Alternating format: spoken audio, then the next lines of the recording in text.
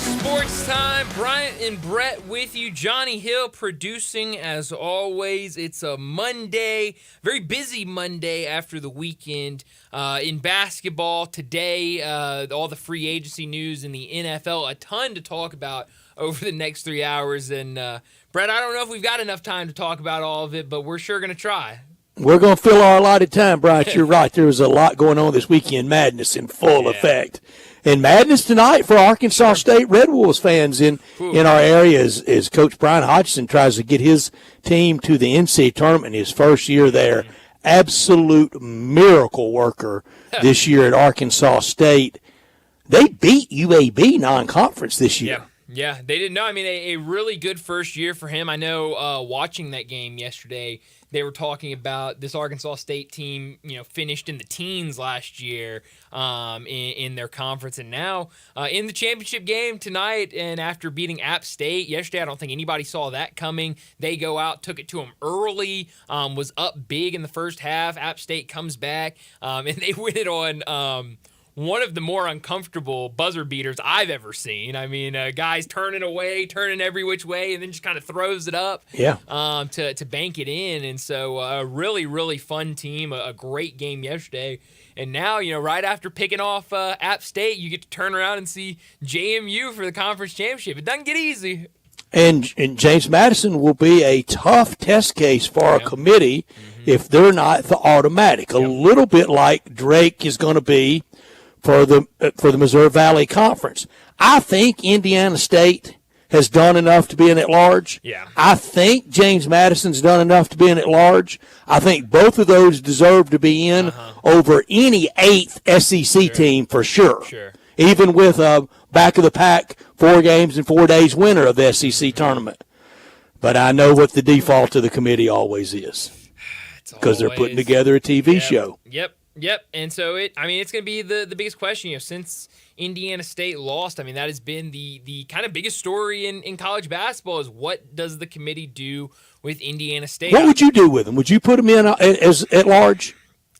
I would, but I mean, I see the argument from both sides. I mean, I think I could make a 3-hour argument from now to 6 o'clock about why Indiana State should be in, and I could turn around tomorrow and make a 3-hour argument of why they shouldn't be in and should not even be in the conversation of getting in. Are we going to really threaten our listeners like that? No. I kid. Do that.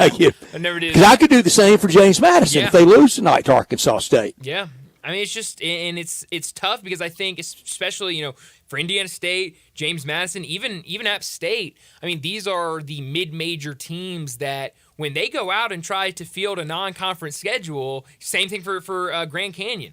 There are a lot of high-major teams that when they pick up the phone and call them and say, hey, we want to set up some sort of game this year, those high-major teams say, oh, no. We cannot have our non-conference slate scratched up with a loss to y'all. I mean, you're just too good of a mid-major team. That's why I respect Bruce Pearl going to Boone, North Carolina, and playing Appalachian State. Absolutely, and that's why I was talking to Johnny Radio about that earlier. I mean, just 3 months ago, I mean, we were praising Auburn for going on the road in November, early non-conference against App State, and lost, and we were praising them. Some were asking why. Yeah, and it was a good question because you just do not see high major programs doing that, and it makes it really tough for these teams to build a resume for if they get knocked out of their conference tournament games, and now we're seeing it kind of play out. We know most people want to hear about the hometown team, and we're going to talk a lot about them this week, and I'm going to be very positive and favorable. As I said I said slightly going into last week that maybe not make it, and I did, called it heavyweight fight. We called it Super Bowl, and it sure was for FAU, and I'm going to get to that. And for all 2 FAU fans in the area? You think 2 would catch it? Maybe. I don't know. If they're listening, I want somebody to state their name that they're an FAU fan in this area. Yeah, good luck. Because you're not going to like me after I get through with it today. Because just their whole persona. You know what it reminds me of, and this gets right to my wheelhouse. Okay. It reminds me of Boise State football, and I can't stand them.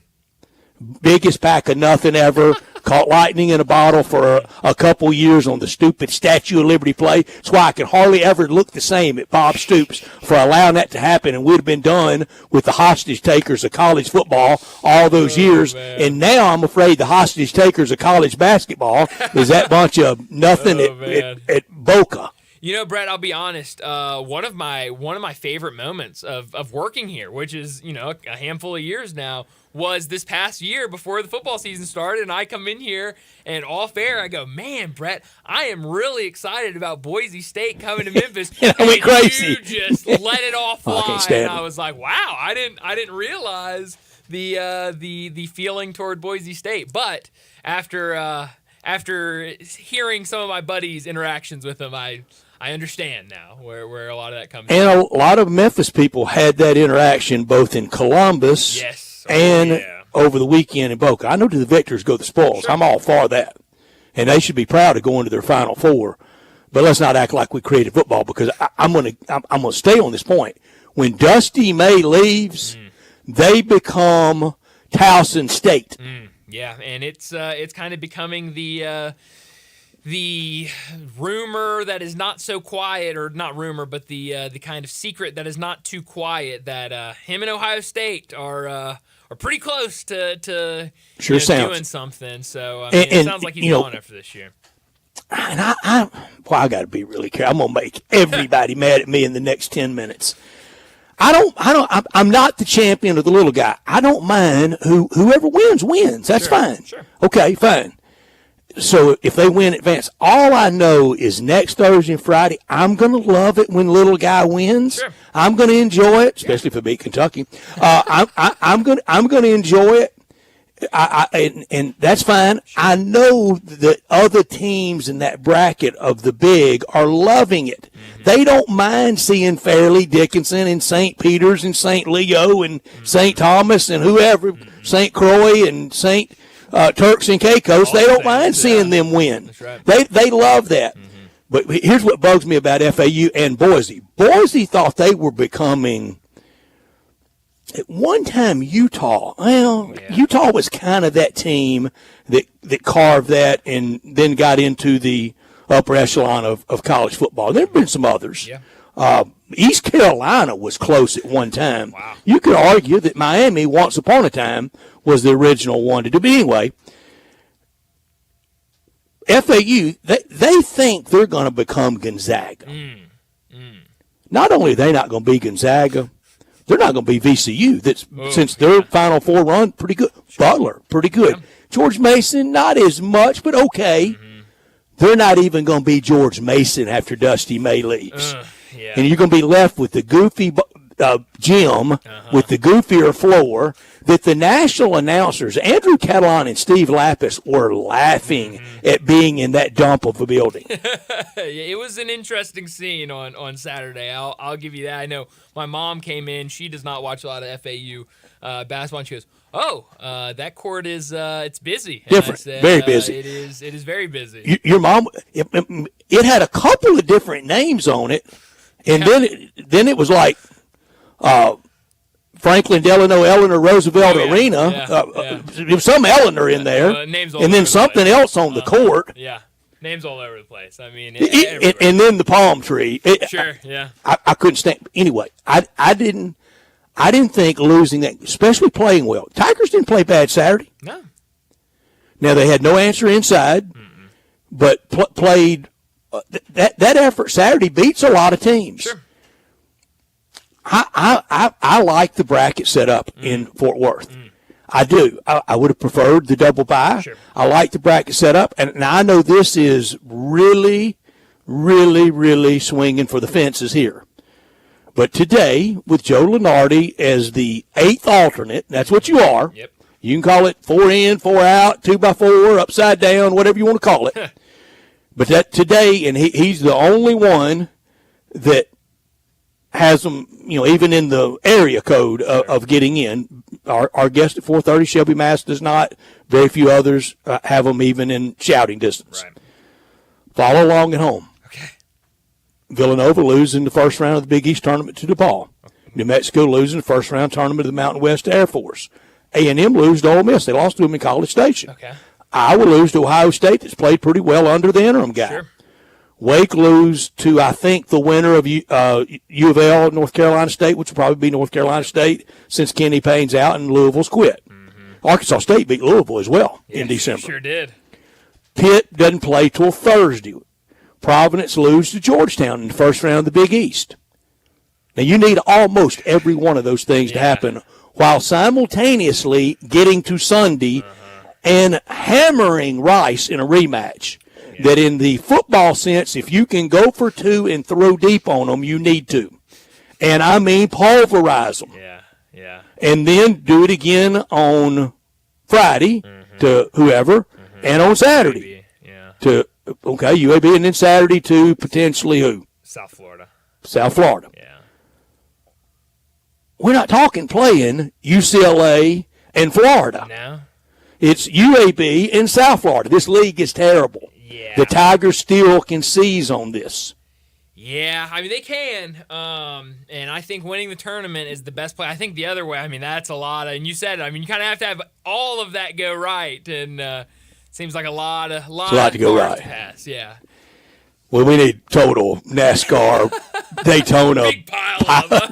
I mean, just a big the guy pile that comes in on the roof of his car on fire. That's right. And then you just. But he's okay. He's okay. Right. There's the big pile up, and then you see that one car just kind of weaving around all the pile up and comes with out. Stuff flapping off the side. That's the Tigers. That's them coming out of nowhere. Okay. But they got the fire retardant suit on, like Chris Economaki always did in the pits. Exactly. And crazier things have happened. But always wanted to go to a party in a fire retardant suit, just in case. Hey, just in case, protect yourself, I guess. But Johnny and I have an issue today with you, Brian. Whoa. We got a big issue. Wait, we're not even. Are we 12 minutes in? What do we mean we have a big issue? At least we're not 12 seconds in. Yes. Good point. All right, what's the issue? We held it off long enough. All right, you let us right into that pile up, that Daytona 500 I blame Johnny. Crash and burn. I blame Johnny. Nope, you don't went blame first. me. Nope. You went first. first. You raised the bids, everybody having the match, and now we're all broke. We're all broke. I have to work 2 jobs now, Brett. Well, I mean, I'm down to 2 hours of sleep on that third shift. Well, Hey, here's the Just thing. cleaned this right out. It's all Bryant's fault, Johnny. it is, man. I'm tired of y'all having so much money, Oh, Well, we don't you have made no sure we money got now. rid of it all. Hey, it's look. gone now. Look, We barely got enough to play Thursday. I tell this to everybody. I did not make you put that money on it. You did that. You did No, that. Brian, you were the car. He Johnny and I was. talked about He this. was. You was the car parents warned us about riding with those boys. Yep. Hey, And we still got in there And we and still got in pulled there. over and y'all Now we all got $100. messed up. I mean, $100 for both of y'all. Y'all could have done that. Let me be out there for $500, but y'all didn't. No. Man. Brian would go big or go home. But we had to match after what he said. We had to. We had to. We had no for our choice. own manhood. Yes. Sounds like a God, personal Had to defend our manhood, Brett. Now I got to work another job. Shift. Sounds like personal problems. But hey, I'll wear it. Hey, if y'all want to blame me, Friday I'll was wear it. the worst money management in the history of Tiger Bankroll. It was. Welcome to the end of the season, I guess. That was just So where do we stand now after? Where after do we those 3 stand now? losses? It's not good. No. I mean, Tell you that. Johnny still leads. Boy, that's a Pyrrhic victory if I've ever heard of one. Johnny still leads with $625 Okay. after a $700 loss. Wow. Ooh. Wow. Oh, my goodness. I'm at $575 after a $675 loss. I was at $1,500 after the SMU game just a few weeks ago. Just tragic. Almost encapsulates the story of my real gaming career. Well, Bryant's at $350 with a $500 loss. Johnny for the year is finished regular season 18-13. I was 15-16. Bryant was 13-18, and that's what the Tigers were against the point spread this year.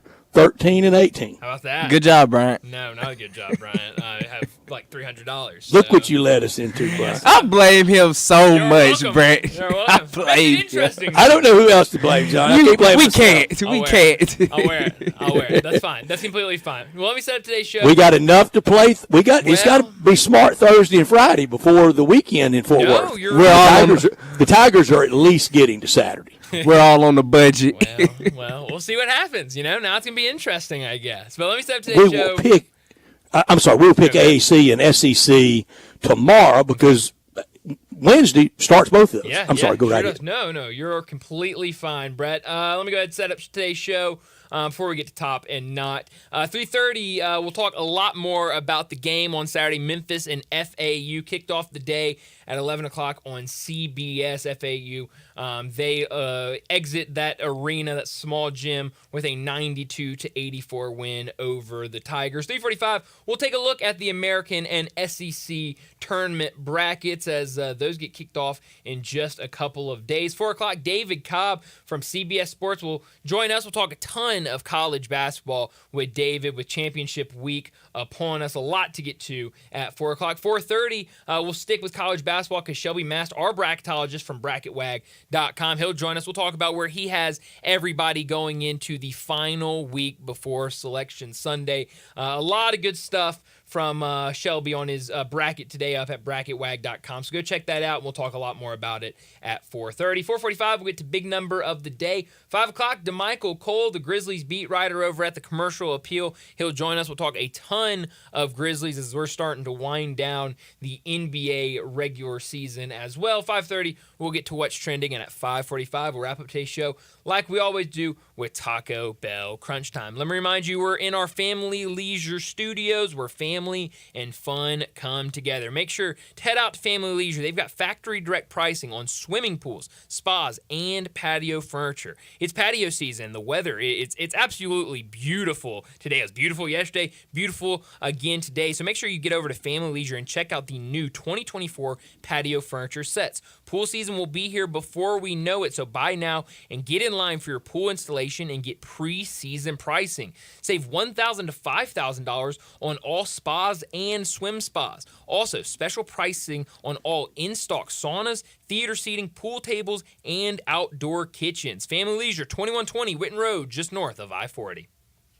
He's Brian. I'm Brett. Our producer is Johnny Hill. We're with you until 6 o'clock, and we want you to be a part of our show, whether calling or texting at 901-360-8255. That's at the Sissy's Log Cabin. Text, phone, and guest line. Please give us a call at 901-360-8255. Thank you so much to Sissy's Log Cabin. This hour of our show brought to you every day by Lexus of Memphis. They're at 2600 Ridgeway, and they're online at lexusofmemphis.com.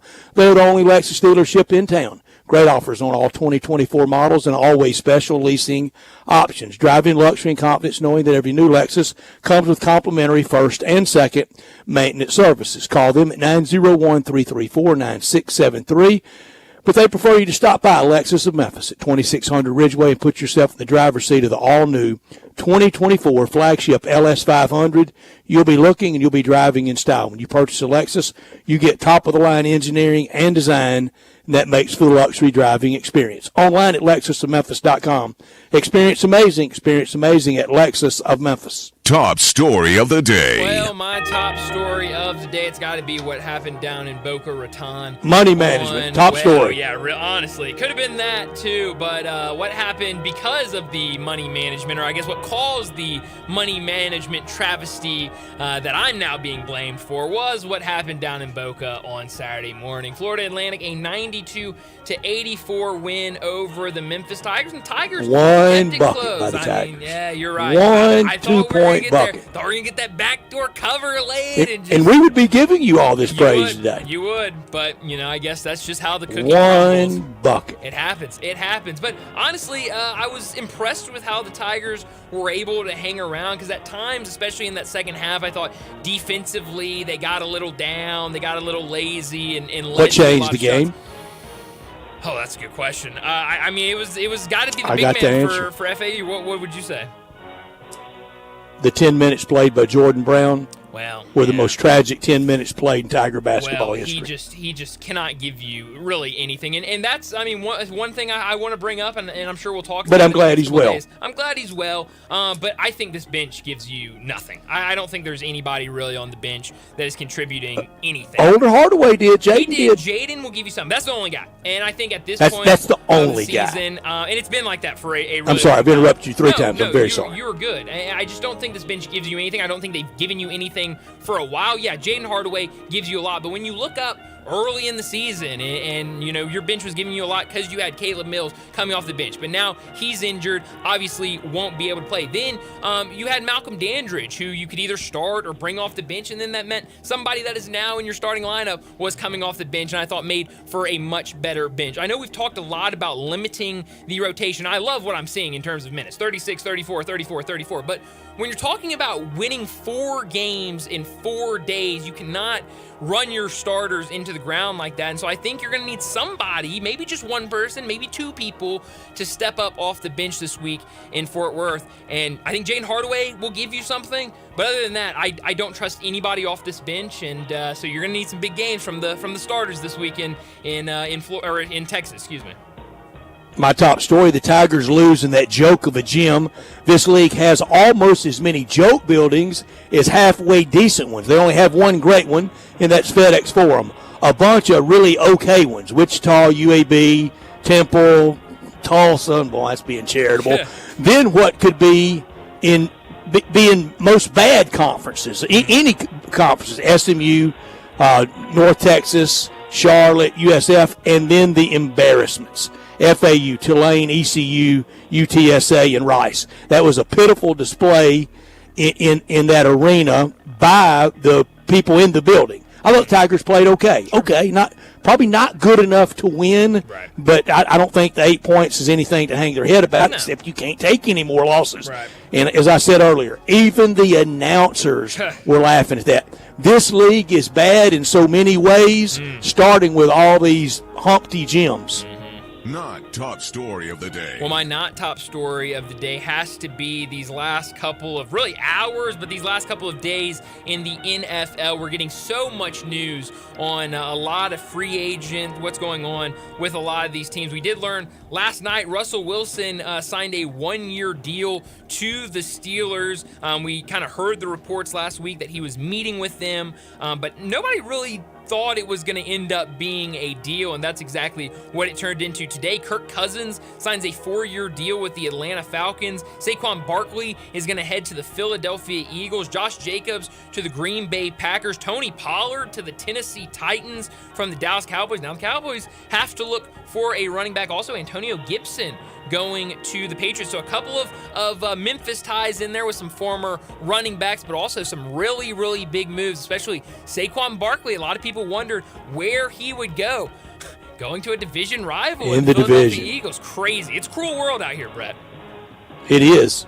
But the Cowboys are going to drop the house on everybody when they make the deal for Derrick Henry. I can't wait, Brett. I told you when we first kind of started talking about that, Derrick Henry signs with the Cowboys. First day, I buy a Derrick Henry Cowboys jersey. I mean, first day. Easily. So do I, and it will be my Cowboys. I love it, Brett. I love it. What number for him, though? He can't wear 22 because that's for Emmitt Smith. Great question, Brett. I'll let the, and Bob Hayes. I'll let the Probably pros number decide 2. That. He probably wear number 2. 2's cool with me. I'd like that. It's fine. Okay. My not top story, the Memphis Tiger basketball program hadn't won a regular season championship since 2013. Coach Josh Pastner went 16-0 that year in CUSA. That was back-to-back titles during peak Coach Josh Pastner. I had that in quotes. That was the Three Kings era. Only one second place, and that was last year.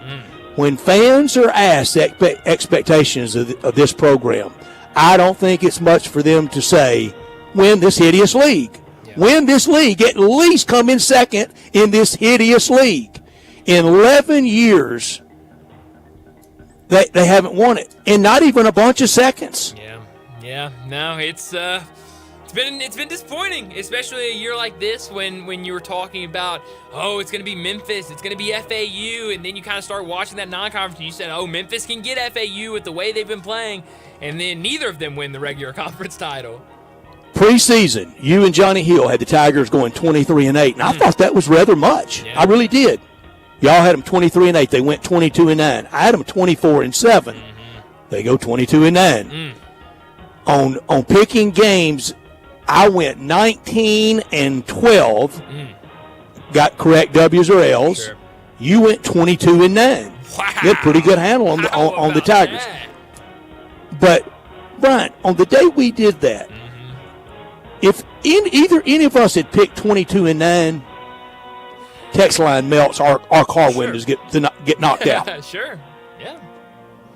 Nobody had 9 losses. No. My 7 losses, I was on a search for conference losses.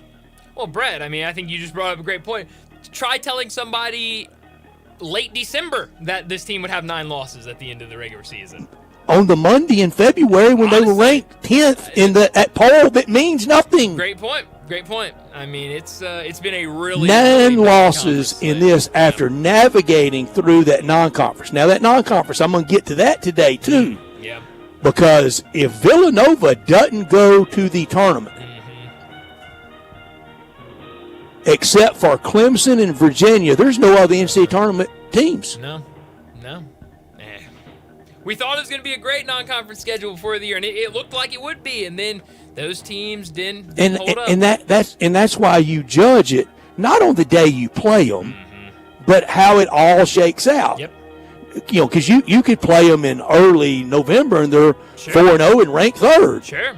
And by the end of the year, they're 10-21, and the coach is getting fired at Michigan. You're absolutely right. So it's been a weird year, but we'll talk a ton of Tigers all week long, leading up to their first. I got a good feeling. It's not false radio positivity. I got a good feeling. I did last week. I said last week when we get to the bracket, I'm picking the Tigers to win in Fort Worth. You did. And probably having to be one of the 11 seeds in Dayton. Yeah, so we'll see what happens with them, but that'll do it for top and not top story of the day. Let's go ahead and get to a break, and when we come back, we're sticking with the Tigers. We're going to talk about what happened Saturday morning against Florida Atlantic. We'll do that next on Sports Time. Add a little fun to your lunch break. Join Johnny Radio for Sports 56 Happy Hour from 11 to 1 every weekday on Sports 56 and 98.5 FM. Welcome to the Rendezvous. This is John Vergas. When my dad started the Rendezvous in 1948, I don't think anyone could have imagined we'd still be serving shoulder, cheese plates, and our world-famous dry rub ribs 75 years later. But we are still here in the basement, in an alley in downtown Memphis. We sincerely thank you for making the Rendezvous what it is today. Charlie Vergas Rendezvous, serving the official barbecue of the Memphis Grizzlies. I've always gotten tons of UTIs. Cranberry products never worked for me, and I was desperate for a way to be proactive. I'm Jenna Ryan, CEO and founder of Eucora. We've worked with doctors to develop effective urinary tract health products. Eucora is helping over 100,000 women stay healthy. Ready to join them? Get 30% off at eucora.com/radio. That's UQORA.com/radio. These statements have not been evaluated by the Food and Drug Administration. This product is not intended to diagnose, treat, cure, or prevent any disease. Without the ones like you, who work tirelessly to keep things running, everything would suddenly stop. Hospitals, factories, schools, and power plants, they all depend on you. No matter the weather, emergency, or time of day, you're the ones who get it done. At Grainger, we're here for you with professional-grade industrial supplies. Count on real-time product availability and fast delivery. Call, click Grainger.com, or just stop by. Grainger, for the ones who get it done.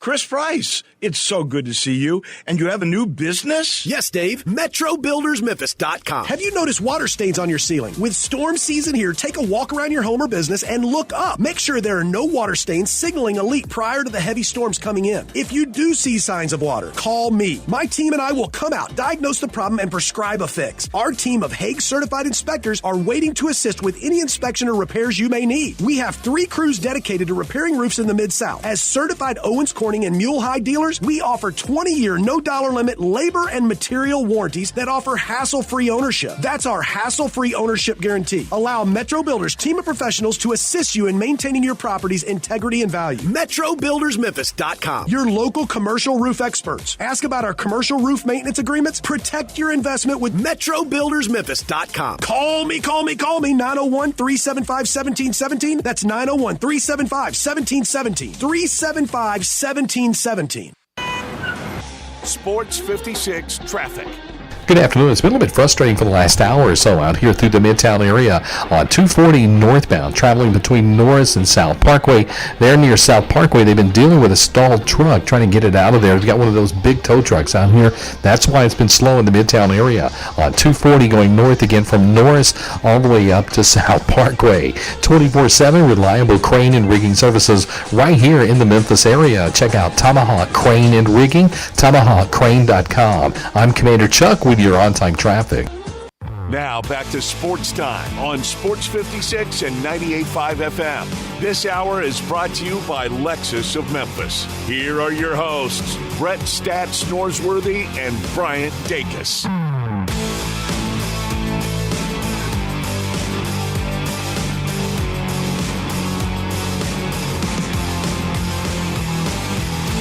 Well, Saturday morning, a ton of energy around the city as the Tigers went down, trying to complete the regular season with a 5th straight win over Florida Atlantic. And Tigers came out hot, 5-0 early in that game. Looked like they were rolling back and forth most of the first half until late when FAU started to kind of pull away, and then right back to it in the second half, back and forth, and then there goes FAU pulling away again. But then about 3-4 minutes left. Here come the Tigers again, making a little bit of a run, cutting it down a little bit. 6. I think so. 88-82. Yeah, and then, but then just a little too little, too late, and ultimately Florida Atlantic wins their final regular season game of the year on Senior Day in Boca. But I think you were right, Brett. I think it was not a bad performance from the Tigers. There were times where I was getting a little frustrated with kind of the lapses on defense, but that didn't last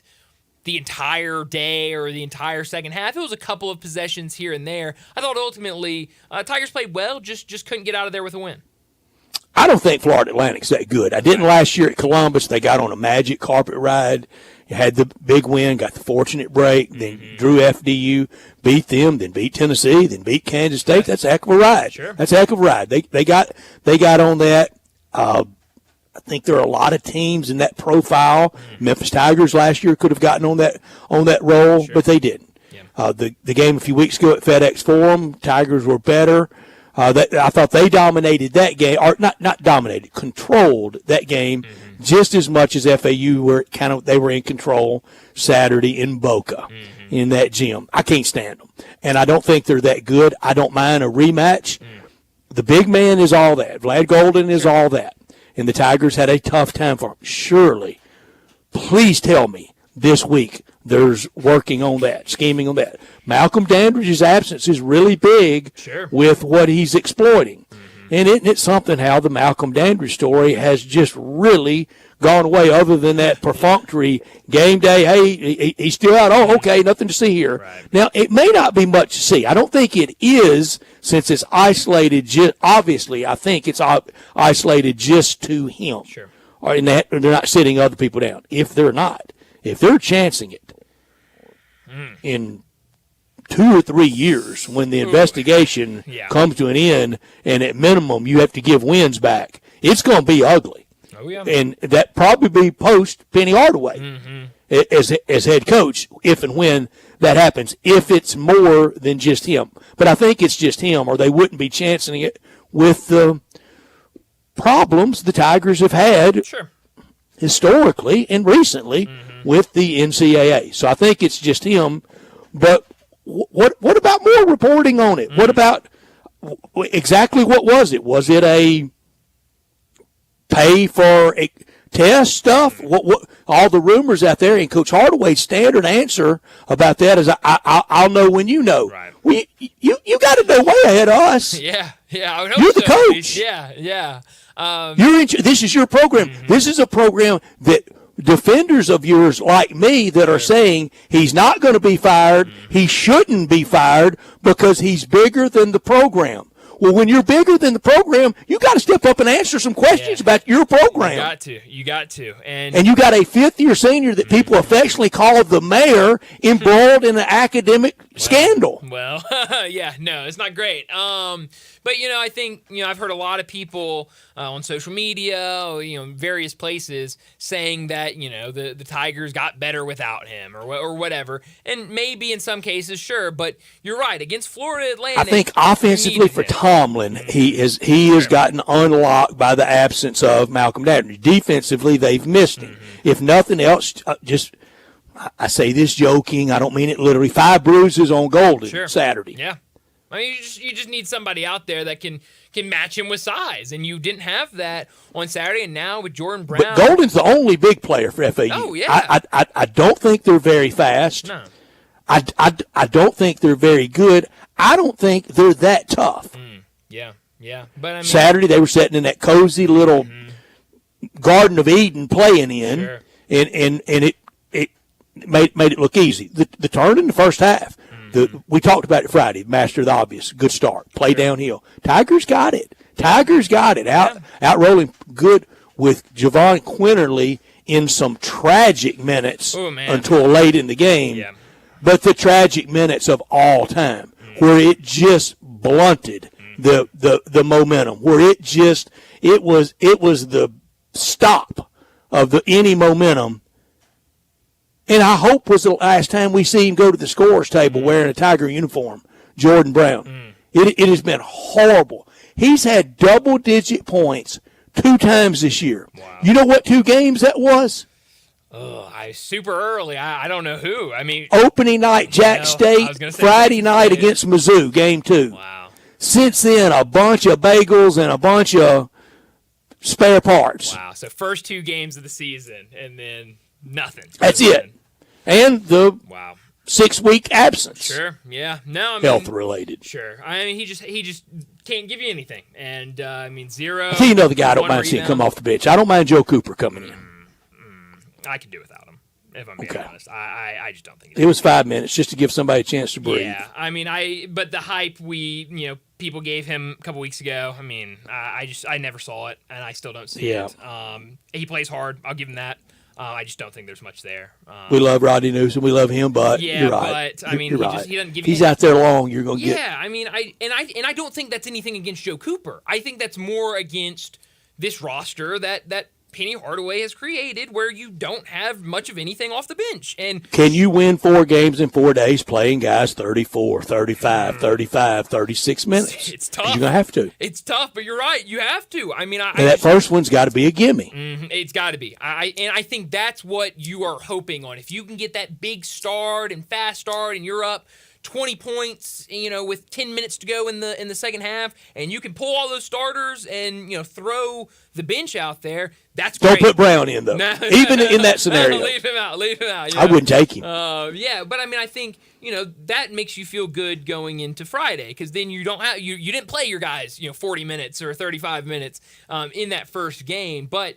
I think you're going to need to have somebody step up, and whether it's Jaden Hardaway or Jalen Young or even Joe Cooper, I think somebody's going to have to give you good minutes at some point during those 4 games. If you play Nicholas Jourdain any more minutes than you're playing him, he's going to foul out.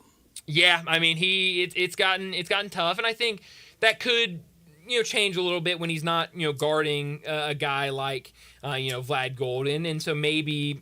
That, but yes, he has been a little foul happy lately.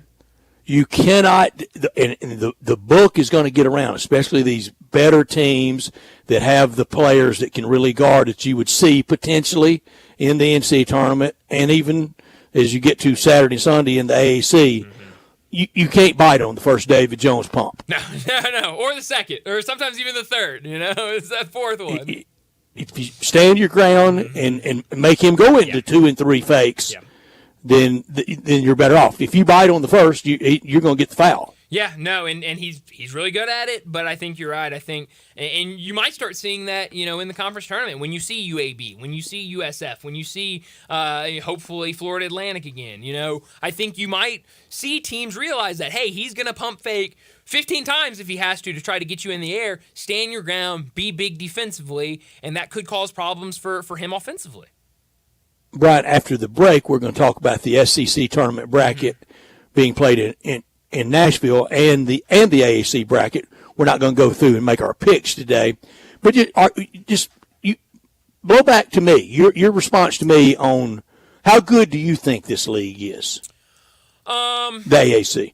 I don't know. It's extremely competitive, and I think, however you want to put that with good. I think it's great. I think you can look up and see that I've stood firm, and I think obviously I'm sticking with it. But I've been saying it for 2 months now that I think this league gets 2 in with a team not named Florida Atlantic winning the conference tournament. I think if Florida Atlantic wins the conference tournament, Florida Atlantic's the only team that goes to the NCAA tournament out of this. And I think if you say that, then it's not a very good league. If only one team comes out of it, it's your conference championship.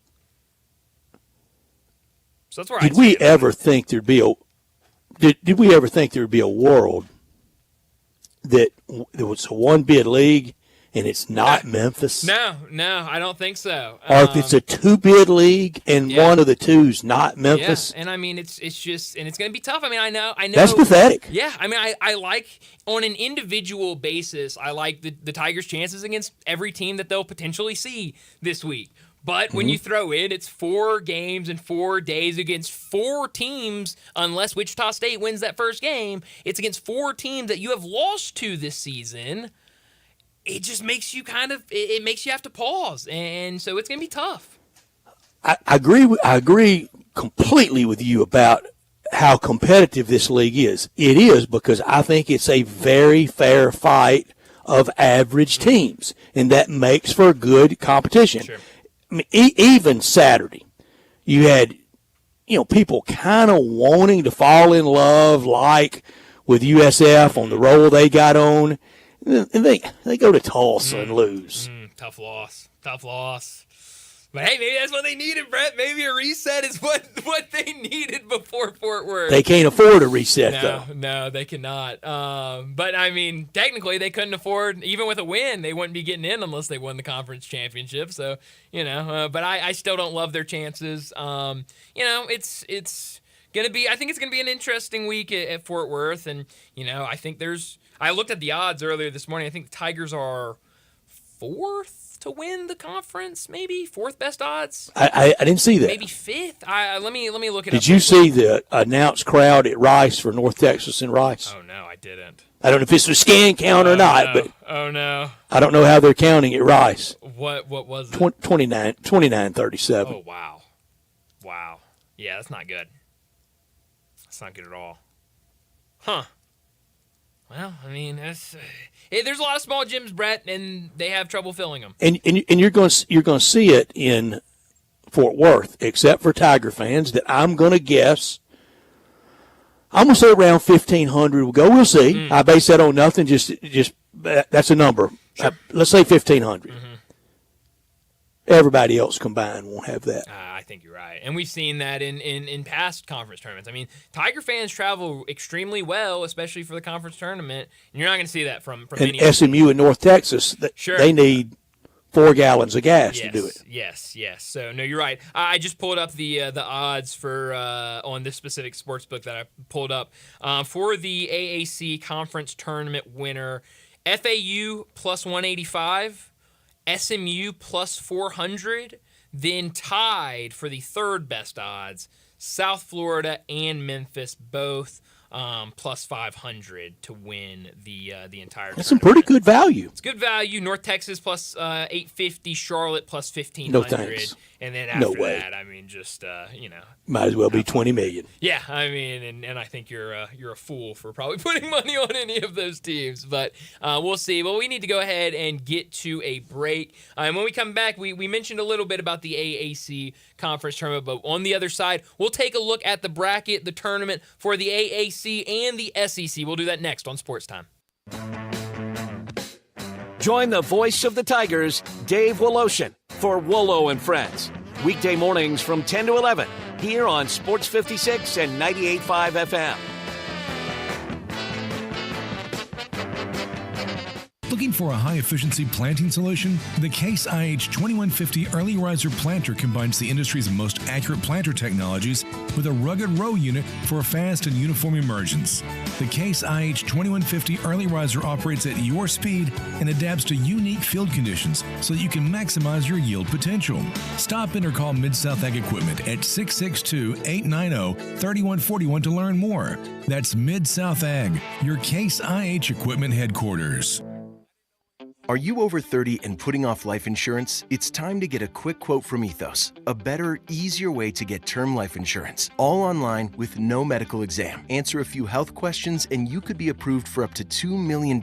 Isn't it worth 10 minutes to help protect your family's financial security? Ethos, up to $2 million in coverage with no medical exam. Some policies as low as $1 a day. Answer a few health questions and get your free quote at checkethos.com. That's checkethos.com. Do you know one of the best things you can do for your employees or family's health? Provide Arctic Clear bottled water. Arctic Clear bottled water is your locally owned and operated bottled water provider. Arctic Clear is 100% natural spring water with free delivery and setup, dependable service, and no long-term contracts. What an easy choice. Call Jeff Manus today, 901-382-2363, or visit arctic-clear.com. Arctic Clear bottled water. Call now, 382-2363. That's 382-2363. eBay Motors is here for the ride. 120,000 miles of night drives, daily commutes, and who knows how many. Are we there yet? Through countless fixes, elbow grease, and a new radiator, you kept your ride alive. With eBay Motors, you have over 122 million parts to keep it running. And with eBay Guaranteed Fit, they'll be the perfect fit every time. Plus, at these prices, well, we're burning rubber, not cash. Keep your ride or die alive at ebaymotors.com. Eligible items only. Exclusions apply. Hey, this is Eli Savoy, and I've got a question for you. Who wants to pay full retail for a pre-owned car or truck when you can buy it at wholesale? Wholesale Unlimited on Pleasant View, right off Covington Pike, has an unlimited selection of super sharp pre-owned cars and trucks you can buy at the wholesale price. And right now, you can use your tax refund as all or part of a down payment and still just pay the wholesale price.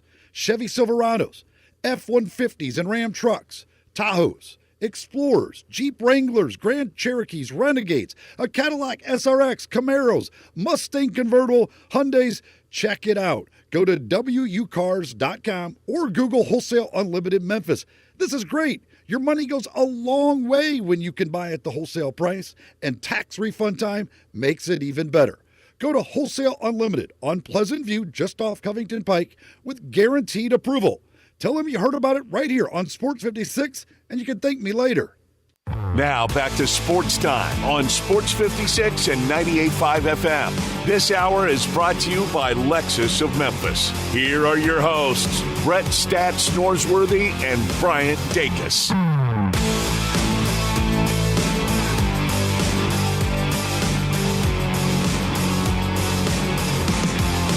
So we finally have the official brackets for both the American and the SEC. Both those will get started a little bit later in the week on Wednesday. As we know, for the SEC, it will be those first two games for those lower seeded teams. In the SEC, basically the same thing, but a little bit bigger of a slate. Brett, I think, first off, we kind of talked about it earlier. I know one of the big discussions really around the city last night when we knew where the Tigers were going to be was, do we like where they're at in terms of seed? Do we like the slate or the potential teams they have to play to get to Sunday? What do you think about the potential matchups that would be either Wichita State Rice, then UAB, then probably USF? Yeah. I love it, whether it's Wichita State or Rice. Mm-hmm. One obvious revenge, just the idea of losing twice to Rice in a month and a half. I can't imagine. Almost 2 months. I just can't imagine. I don't think it would happen. And Wichita State go for the season sweep against them and then get UAB that you had 2 games, 1.5 really bad. You had 30 bad minutes against them. Yeah. I mean, I like it. I think, I think those are teams that I think, you could beat easily, I think. But it's just you got to show up and play against them. And I think with how just motivated shocking they the can be, Tigers aren't in the top 4. It's crazy. And not the double bye to Friday. The 1 seed, USF, stunning. 2 FAU, 3 Charlotte, 4 UAB. Tigers the 5 seed. We'll get the winner of Rice, Wichita State.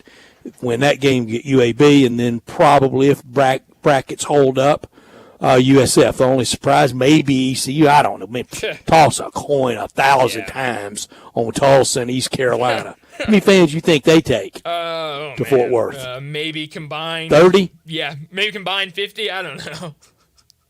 It's gonna be slim. And just the idea that Tulane's your 10 seed. What they win once since January or twice? Yeah, because they won Sunday. Yeah, so twice. Yeah. Wow. I mean, and the 10 seed Nashville's not real sporty. That's Ole Miss. No, They've won one time since January 30th. It's been rough sledding, and no, I'm sorry, 2 times. Okay, 2 times. Yeah, well, I mean, beat Mizzou both times, right? Sure did. Yep. And but both those games were scary. Maybe a Vandy in there. I'm sorry. Yeah. I don't know. I'm getting that a little confused because after beating Mississippi State on Tuesday night, January 30th, Ole Miss then lost to Auburn, South Carolina, Kentucky, beat Mizzou, lost to Mississippi State, lost to South Carolina, lost to Alabama, beat Mizzou again, lost to Georgia, lost to A&M. Wow. And play A&M Thursday. Yeah, that's rough. That's rough. Thank goodness for 0-18 Mizzou. I guess so. Yeah, it's been bad, and that Texas A&M team. What kind of letter grade would you give Chris Beard his first year at Ole Miss? All in all, I think I would give him like a B-. No minuses or pluses. Okay, I'll give him a C. I think I'd give him a C as well. Yeah. I'd give him a C. And this has really been, I mean, when he's offering a refund to his own fans, that screams poor. Yeah, that was bad. Very detached. Yes. Of late, a lot of rumor around him and potentially other jobs. Sure. But I do want to give him a lot of credit because, I mean, I think some of those environments that they had down at Oxford have been better than I've seen in a really long time at Oxford. Showed it could be done. Can it be sustained? Yeah. We've Ole Miss has had a lot of it can be done. I know year one, I don't think he inherited just nothing, just the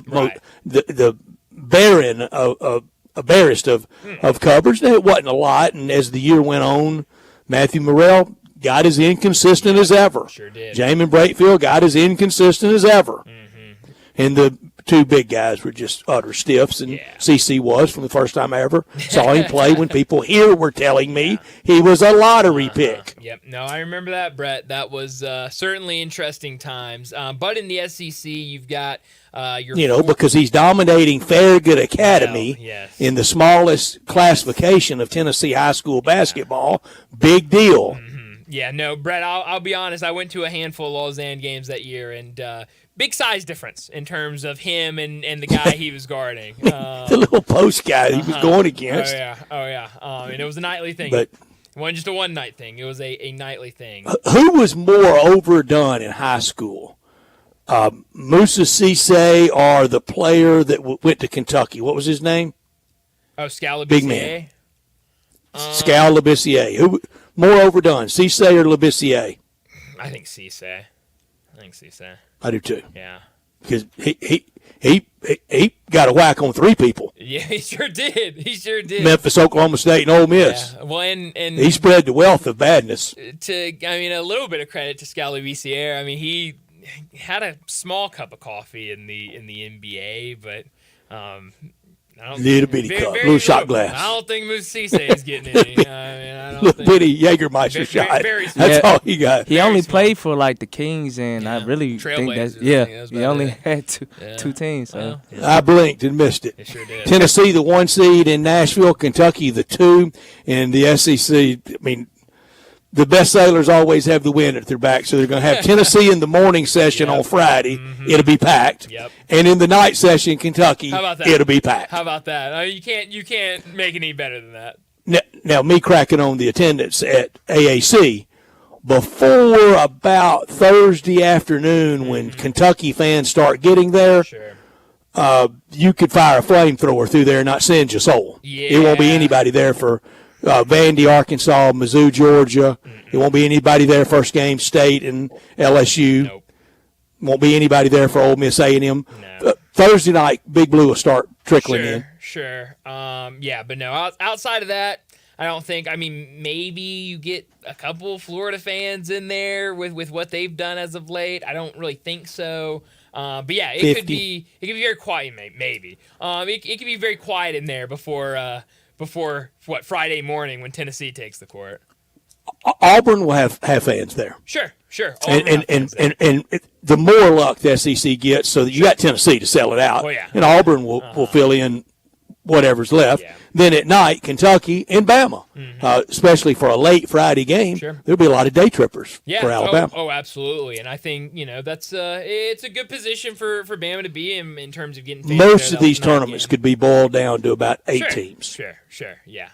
Including the SEC. Yeah. Wednesday's completely useless, and by and large Thursday is as well. Yeah, and so, but, like you said, that's kind of a lot where it gets heated up on that Friday or whenever it is, not much before then.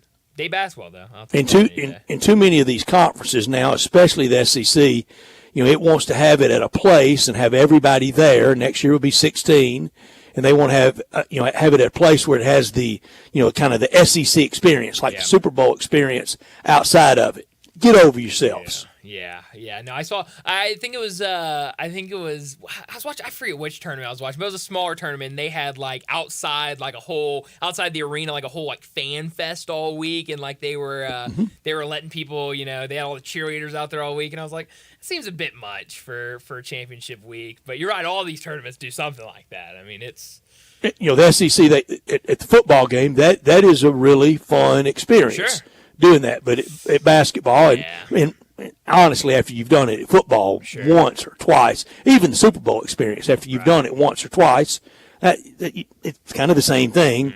And I just don't see all the interactive stuff as being that necessary. I don't either. But it's going to be a fun week regardless with all of the games we're getting. Tomorrow is really the first day we'll have the all-day basketball. I think first game, 10:30 or 11 tip. So 10:30. I love it.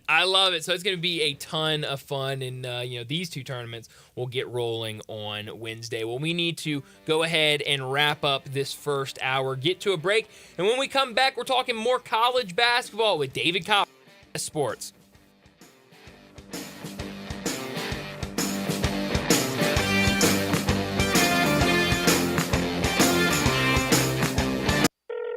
Hello? Hey, little sis. Did you get your W-2 yet? Yes, I did. Well, last year when I told you to file early to get your refund quick? Yes, I remember. Well, go ahead and call now, and you can get your refund fast. Thanks. That's why I love you. Always looking out for your little sis.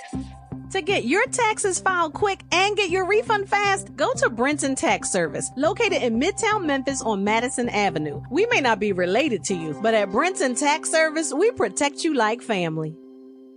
Chris Price, it's so good to see you. And you have a new business? Yes, Dave. MetroBuildersMemphis.com. Have you noticed water stains on your ceiling? With storm season here, take a walk around your home or business and look up. Make sure there are no water stains signaling a leak prior to the heavy storms coming in. If you do see signs of water, call me. My team and I will come out, diagnose the problem, and prescribe a fix. Our team of Hague-certified inspectors are waiting to assist with any inspection or repairs you may need. We have 3 crews dedicated to repairing roofs in the Mid-South. As certified Owens Corning and Mule High dealers, we offer 20-year no dollar limit labor and material warranties that offer hassle-free ownership. That's our hassle-free ownership guarantee. Allow Metro Builders team of professionals to assist you in maintaining your property's integrity and value. MetroBuildersMemphis.com. Your local commercial roof experts. Ask about our commercial roof maintenance agreements. Protect your investment with MetroBuildersMemphis.com. Call me, 901-375-1717. That's 901-375-1717. 375-1717.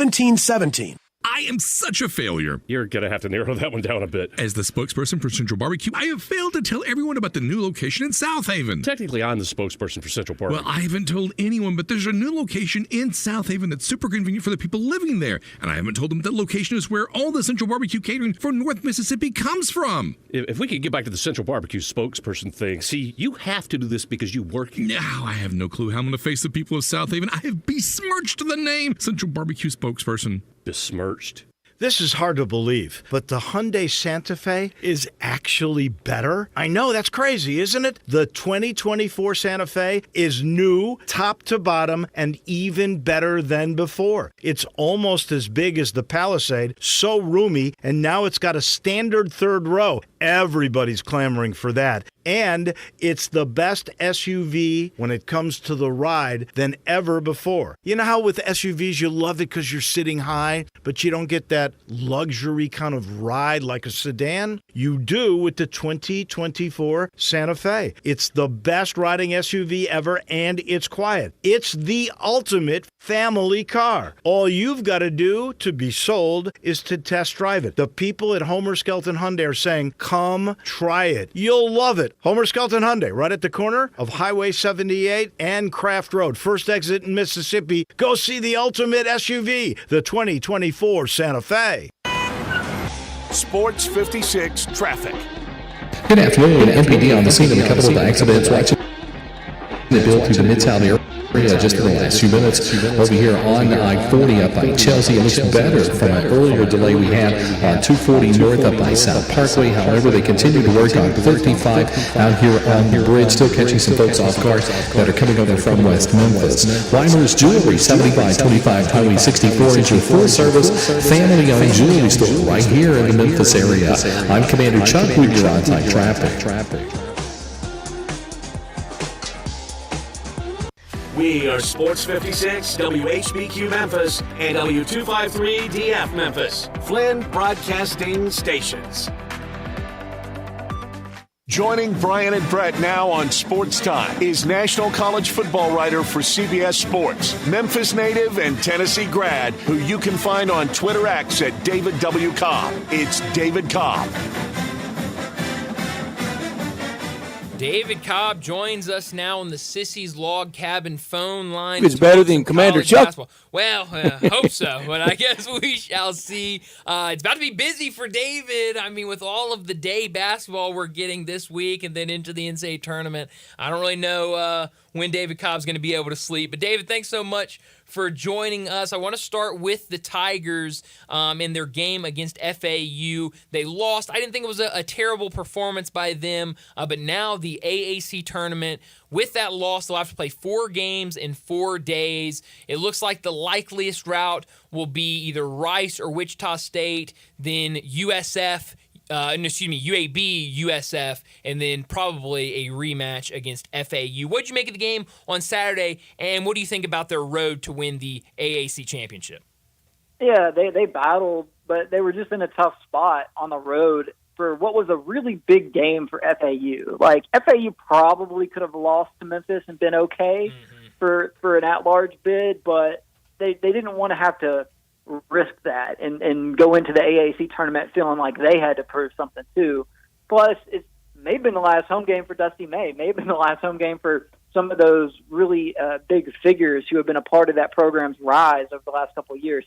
Oh, yeah, by the way, Lisa Leslie, Antonio Brown, Chris Carter, all in the house. So Memphis left itself in a tough position having to go down to Boca and win that game. And I wasn't surprised that they didn't. I wasn't surprised that they put forth a really good effort, though. And we've seen this play out before where it could come down to meeting number 3 with Florida Atlantic for, all the marbles. That's certainly within the realm of possibility. And that would be a phenomenal matchup if those two were on a neutral court after splitting their regular season series with wins on their respective home floors. So that's obviously what you're hoping for. If you're Memphis, actually, if you're Memphis, here's what you're hoping for. You're hoping FAU gets upset somewhere along the way, because it's not going to matter who you beat in the title game. You just got to beat somebody in that title game, and you got to get there first. So, you're actually hoping FAU trips and falls somewhere along the way this week. David, if the Tigers pull that off, do you think they go to Dayton? They would be back in the mix, and it would be depending on other results this week, because a road win at FAU probably would have put them in the on the cusp of like first 4 out or next 4 out, and then it would have all depended on how this week played out. So they played like they believed they could get in with a win, and I can't you can't sit here and say that they wouldn't have. So it was a huge game, and they came up short, and I don't think that losing at FAU is an indictment on Memphis, but now obviously their backs are 100% up against the wall. If you were choosing the bracket today, if today was bracket Sunday, selection Sunday, and you were in charge of picking it, who would be your top number one overall seed? I think I'd have to go Purdue.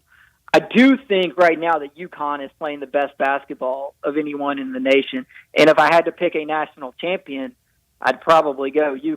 Mm-hmm. But when you talk about the things that make a team deserving of the number one overall seed, I think Purdue has a stronger resume than Houston and than UConn because it didn't play as many of those weaker quad four types of games as like Houston scheduled pretty light. UConn had some real cupcakes on its schedule back in November and December, and Purdue was playing some pretty quality opposition. So, and then you factor in too, all of Purdue's losses are on the road and against teams that are probably going to be in the NCAA tournament. So I think that has to factor into your equation as well. I guess Ohio State might not make the NCAA tournament, but they also lost to Northwestern and Nebraska. Those two teams are going dancing. Those two games are on the road. I mean, there's just not a lot to poke a hole in when you look at Purdue's resume. What does Texas A&M have to do in Nashville to get in? My goodness, I can't even fathom like how much of a roller coaster ride this has been.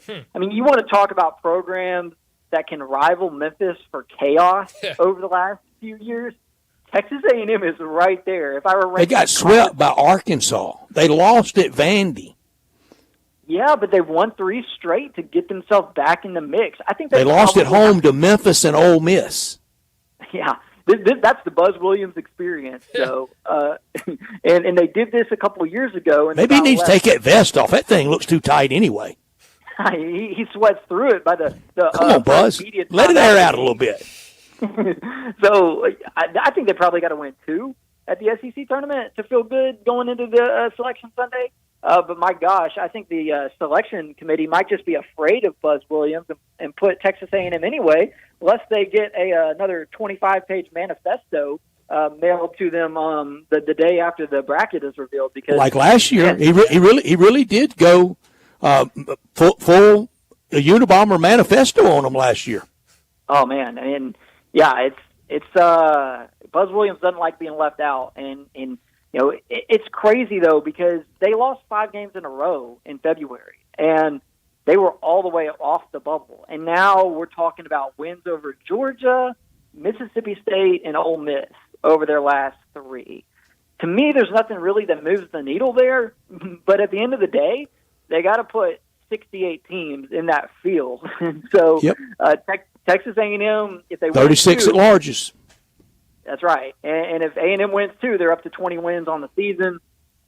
I'm not sure that you're going to see many 20-win power conference teams left out, and I guess that brings us to Ole Miss, which could fall into that category. But their obviously their non-conference schedule was among the lightest in the power conference because Chris Beard was just trying to get his roster together and figure this thing out in year one. But yeah, I mean, I think Texas A&M has a good shot, but they can't go out there and lose to Ole Miss in their first game in Nashville.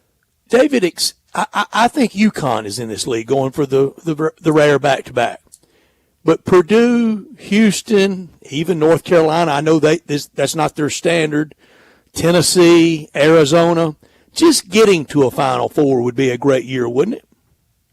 Absolutely. I think for anyone getting to the Final Four is a good year. I think for 95% of power conference programs, even reaching the Sweet 16 should be regarded as a success. Do too. And the only teams that can feel disappointed about being eliminated in the Sweet 16 are your Kansases, your Kentuckys, your UConns, your Dukes. That handful of blue blood company. Those are the only. But not Marquette, not Iowa State, not Illinois. You win 2 games in the NCAA tournament, and you're one of the last 16 teams in the entire country standing.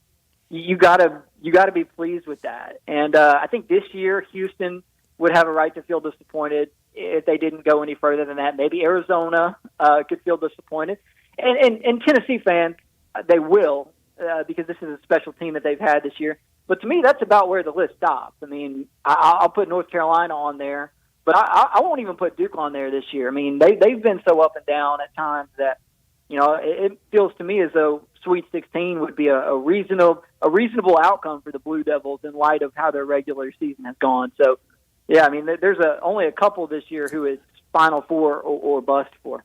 If Tennessee just got to the Elite Eight, is that a good year? Oh, absolutely. I mean, I'd even say getting to the Sweet 16 is. It's just at some point you want to see that breakthrough as a fan base, and that's the same thing with Purdue. It's Matt Painter and Rick Barnes, these great regular season coaches who have built incredibly successful programs. They've got league titles and league tournaments now on their resumes, but they haven't made that deep run in the NCAA tournament, and that's so much of what we, as a college basketball community, judge a coach and a program on, and you got to do it every once in a while to satisfy the masses, I guess. And that's kind of where Tennessee is with Rick Barnes. And when you got a special talent like Dalton Connect on your team, it feels like Elite Eight, man, you get there. You've only ever been there once before. That was under Bruce Pearl about 15 years ago. And if you make it to that point, yeah, sure, absolutely. Any team who loses in the Elite Eight, they're going to be disappointed in the moment, but you look back on that season, you have a banner hanging in the rafters from winning the SEC outright, and you made it as far as any team in your program's history had before. So I think when the dust settles on a season like that, you're still looking at it as a success, even if you didn't make it all the way to Phoenix. I texted you. You knew I was going to go, and I did. I don't think I disappointed. I was going to go on a screed against FAU. I can't stand the cocky little guy that really has done very little, and they have. But Saturday really pointed out to me. It was poignant. They're the Tigers having to play in that dump. I don't care how nice the area is around it and how close it is to the beach. That's a joke for a team that went to a Final Four to be playing in, for the Tigers to be playing there, and then Saturday night, Houston, at a former joke of arena that Tillman Fertitta spent a lot of money and made it very nice. They're hosting Kansas. I mean, look at what the league realignment. The Tigers are thrown in with FAU, and Houston's running Kansas out of the building. That's tough. Yeah, that's a tough reality. All credit goes to Houston. I mean, I don't know that Memphis in the Big 12 this year would have gone very well. We'd be sitting here talking about a 7-13 Memphis team in the Big 12. I mean, just being honest. He's playing Rice. Yeah, well, I mean, that's true, but just be careful what you wish for in that realignment. I always say that, and it's true. I mean, it went well for BYU, but do you think UCF had a whole lot of fun this year?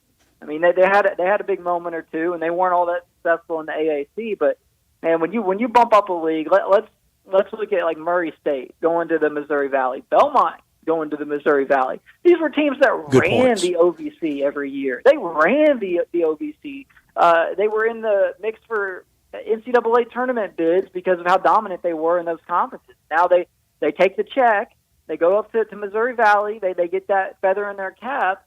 But they don't win nearly as much now. And I don't know. It's just, how much is it really worth? I think going to the Big 12, obviously, like that's, you want to be in that basket of teams that are going to be a part of this wealthy next era of college sports. And let's not totally shut the door on that with Memphis, because there's still a lot of realignment dominoes ahead, I believe, because eventually the ACC is going to fizzle.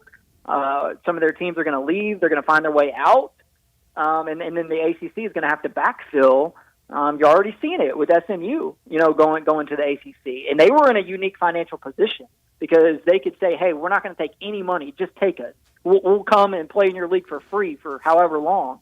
Memphis can't do that because they don't have the multi-billion-dollar net worth boosters that a program like SMU has. So, that's tough. But at the end of the day, I mean, the AAC was wide open this year, and if Memphis was as good as it could have been or as good as it showed at times throughout the year, then we're in a totally different conversation about the Tigers right now. Mm-hmm.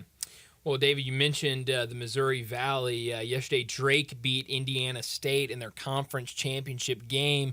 Now it seems like the biggest story is, what do you do with Indiana State if you're the selection committee? If you've watched them this year, I think you come away saying they're a pretty good basketball team. But when you look at some of their metrics, you kind of question if they're a tournament team as an at-large team. What would you do with Indiana State if you were on the committee?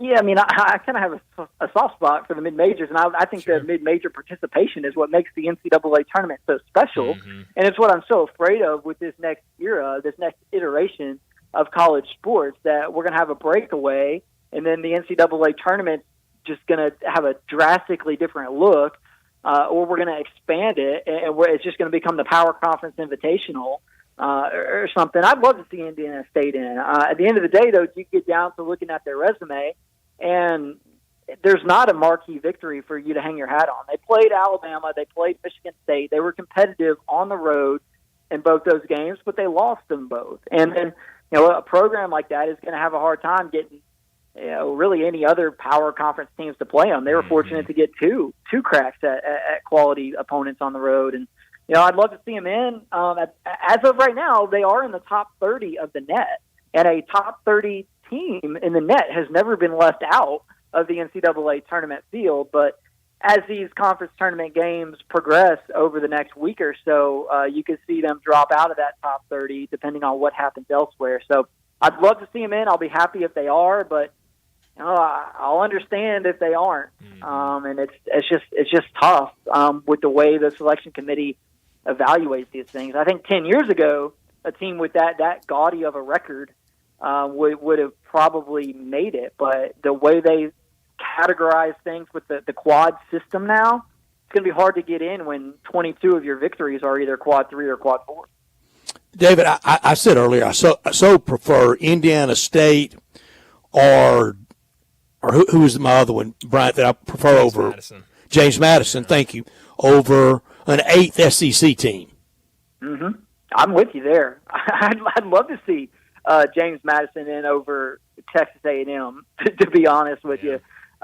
They won it at Michigan State, and they're sitting here with just 3 losses overall. I think 30 wins. Like it's insane. That's incredible. And so, they're one of those teams where they deserve to be in it. It's tough that an entire season and an entire body of work for a program like James Madison or Indiana State comes down to one conference tournament championship game. On the flip side, though, it's what makes that game yesterday between Drake and Indiana State so compelling and so dramatic and so emotional. And so that's what I would also encourage college basketball fans, watch the SoCon tournament championship game tonight. Watch the Sun Belt tournament championship game tonight with Arkansas State in it. Because, the March Madness has already started. It doesn't start on Selection Sunday. It doesn't start with the first 4 or the first round. It started a week ago when all these low and mid-major conferences started playing their tournaments because, you got to re-authenticate your ESPN Plus subscription 3 or 4 times. But once you get that done, you got a whole bevy of games at your disposal there that are just bitter tooth and nail death matches, honestly, between teams that have their entire aspirations and goals on the line. It's every year at this time that it hits me that I realize there are a lot of really good coaches that are doing sound jobs and solid teams. And for people out there, wherever they are, whatever place, fill in any place you want to, is who I'm talking about here. It could be anybody we can't move on from this guy. He's all we have. No. There are a lot of really sound coaches out there that would step right in at a lot of places and do just fine. Yeah, there's a whole lot of them out in the Mountain West that are going to be that their agents are real happy right now because you're going to get 6 or 7 in from the Mountain West, and just about every one of those coaches is going to get at least one call about a power conference job because of how well they performed in the Mountain West this season. And then, yeah, I mean, I look at the SoCon, which I've followed pretty closely this year, and you look at coaches like Bob Ritchie at Furman and Dan Earl at Chattanooga and Bucky McMillan at Stanford. These are elite level coaches who, in the right circumstance, would absolutely thrive when given the opportunity. Was Dan Earl ever at Tennessee? Maybe as an assistant back in the day, but I'm not. Isn't he a Forbes guy? No, but the ETSU guy is. That's who it is. That's who it is. Yeah, he's coaching tonight. Yeah, Brooks Savage. He was he's a young up and comer who. He worked with Steve Forbes, and he worked under Bruce Pearl. I mean, he was like a graduate that's who it is. Under Pearl. Yeah. Well, you mentioned some of those West Coast teams that are playing really well and putting their coaches in a really good position. It sounds like Danny Sprinkle likely the choice for Washington after they parted ways with their head coach. What do you think about that move for Danny Sprinkle and for Washington? Man, it'd be tough for Utah State because they just lost Ryan Odom, who left for the VCU job after a not very long tenure there. That's a good program that seems to be having trouble holding on to good coaches. But he would make a lot of sense, Danny Sprinkle, at Washington because his dad apparently played football at Washington. He's from Washington. And he should probably be in the National Coach of the Year conversation because he comes from Montana State, and he inherits a roster that he essentially has to build from scratch, primarily through the portal, and he's got this team as a lock for the NCAA tournament. I mean, that guy can coach his tail off. Mm-hmm. And Washington basketball has been pretty dormant, and that's a big task right now when you talk about moving from the Pac-12 to the Big Ten when you already weren't winning in the Pac-12 because, sorry, but it's going to get a lot harder in the Big Ten, and you're going to have to fly across the country 7 more times, going 2, oftentimes 3 time zones away to play your conference games. But when you're a guy like Danny Sprinkle who's been grinding at the lower levels and you get a chance to come home potentially, that would be awfully difficult to turn down. Yeah. Who is Mr. Perfect for Louisville, and how quickly do they name him? Yeah, that's, I think, ultimately going to be the best opening in this cycle, potentially. You could debate whether Ohio State is a better job because of the league that it's in, but I think the history of Louisville makes it a potentially more attractive job for the right guy. I think it's a lot of the same names, though, that you've seen mentioned at Ohio State that could get in the mix there. It's Dusty May, potentially. It's potentially Mick Cronin looking to come back closer to his geographic comfort zone for a lot of the reasons I just mentioned about how difficult it's going to be for those Pac-12 teams that are going to be on the West, moving to the Big Ten from the West Coast. So those are 2 that come to mind.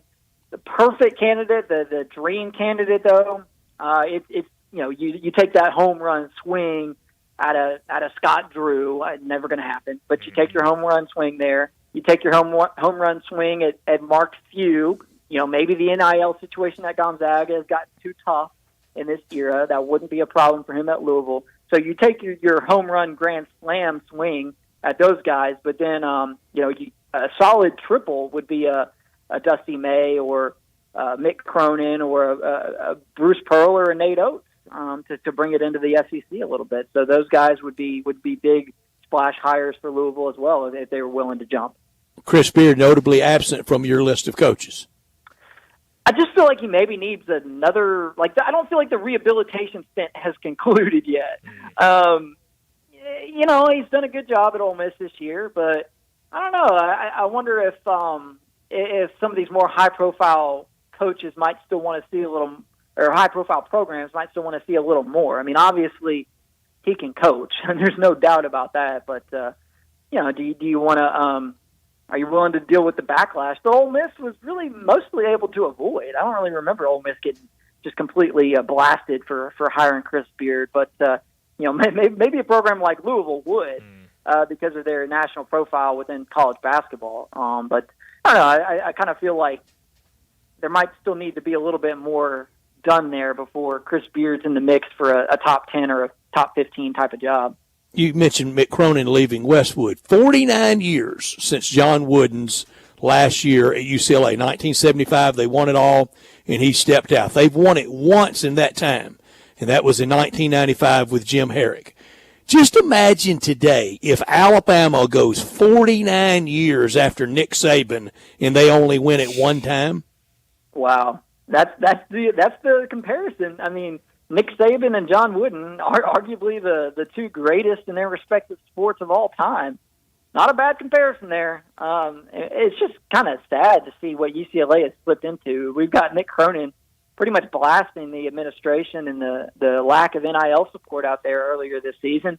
And that was a big issue with Chip Kelly, too. And you've seen the new football coach out there, Deshaun London, really pushing hard for NIL contributions with UCLA football. And I thought they had Mr. Megabucks, one of the Hollywood types, Casey Wasserman, is that the name? That just made them money. I thought he gives them anything they want. Yeah, not quite, not enough. Not enough point guards and quarterbacks.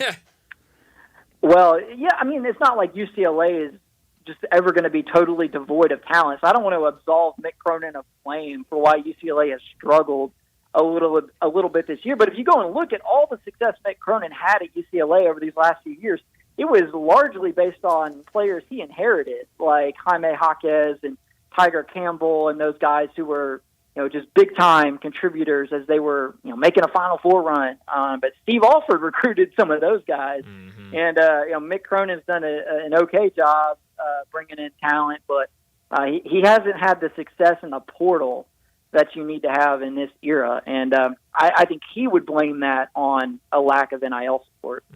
Last thing for you real quick, David. Sounds like the hot rumor over the last 24 hours, Porter Moser, sounds like he will end up at DePaul, which kind of surprised me, but obviously from Illinois, Chicago, really where he made his name before Oklahoma. What do you make of this move if it does happen? Yeah, it makes no sense, and I think it's a terrible decision. Yeah. Why in the world, other than for love of a city, would you leave what is about to be an SEC job? Scared of it. Yeah. But I saw somebody earlier remark, well, life's going to be real hard for Oklahoma moving to the SEC.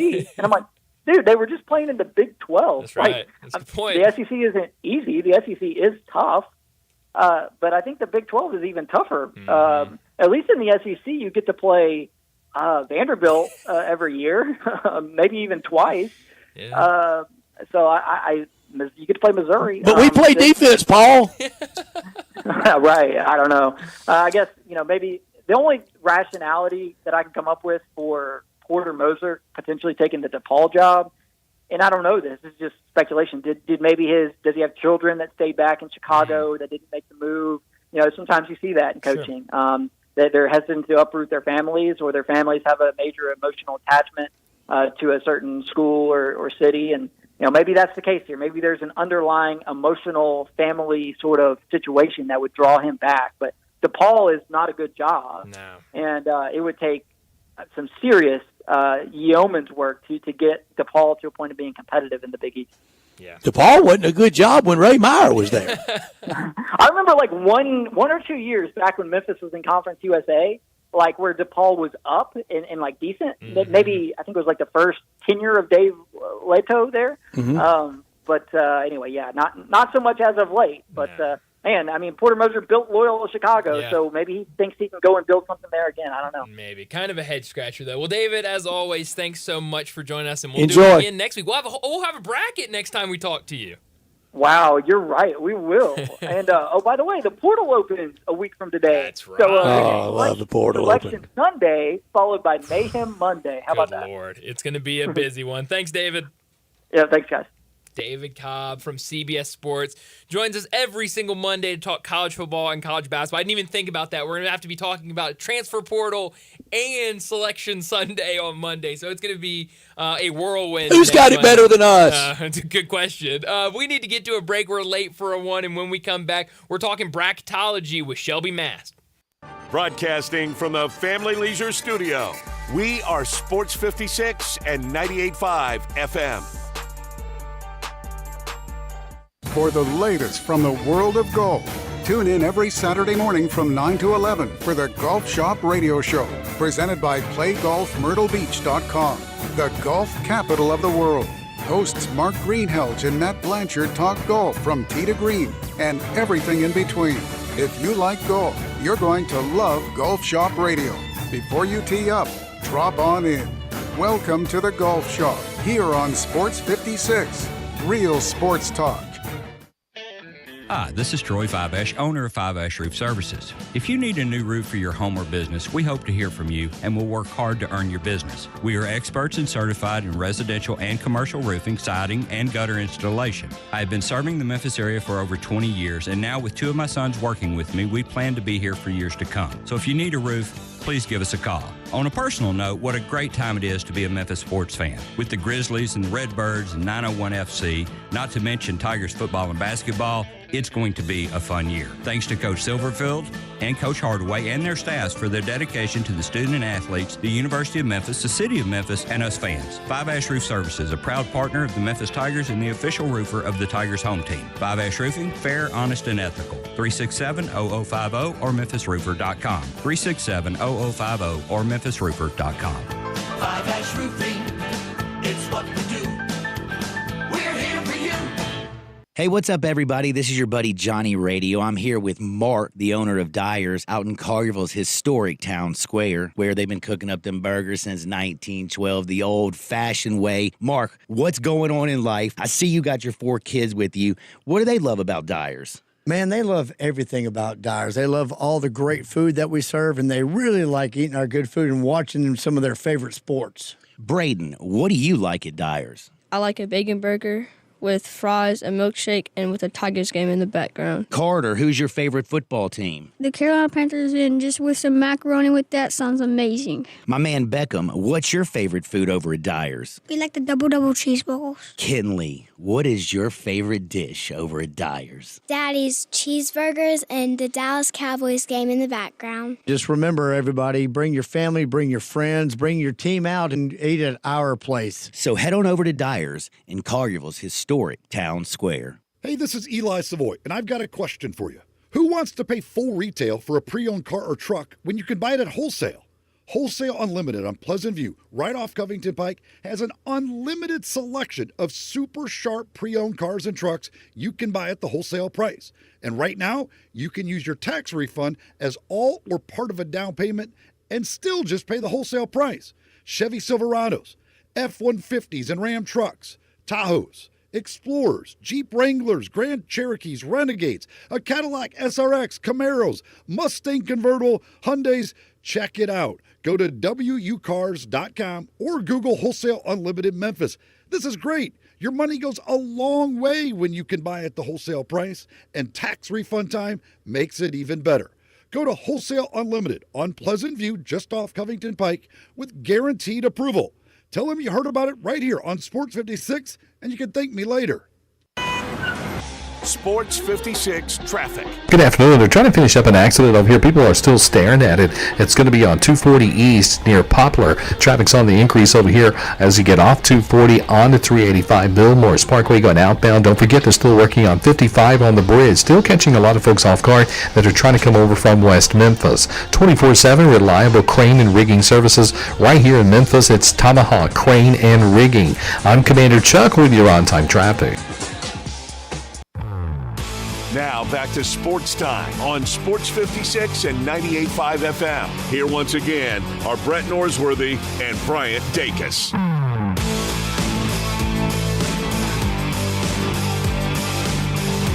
Welcome back into Sports Time. Bryant and Brett with you, and joining us now from bracketwag.com to talk some bracketology. Shelby Mast joins us now on the Sissy's Log Cabin phone line. Shelby, thanks so much for joining us. I want to start off with the teams you have on the number one line, specifically the last number one seed you have in there, and that's North Carolina. I've heard a lot of people over the last day or so kind of going back and forth, arguing about different teams that could have that final number one seed. You currently have North Carolina there, which I really like. I love this North Carolina team, but what for you sticks out about North Carolina that you have them on the number one line? Well, first of all, they've got a large amount of road wins. At the committee, that's something that really, really they like.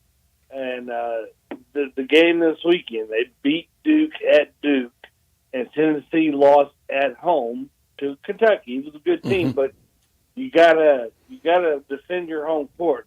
And for that weekend, UNC ruled the roost, and so I moved them up. I don't know if they stay there or not, but them or Tennessee will get it. Shelby, over this next 6 days until you do your final reveal on Sunday afternoon and then the bracket comes out, what is the hardest part, or what's the thing that's really the most difficult for you to get right, that you'll look back and really scratch your head about and maybe reassess for next year? It's how the committee values teams in a conference. For example, Mountain West. They seem to respect the Mountain West because San Diego State was on the 4 line, kind of a surprise to some people, and that would lead me to believe they respect the rest of the league. But that's not always the case.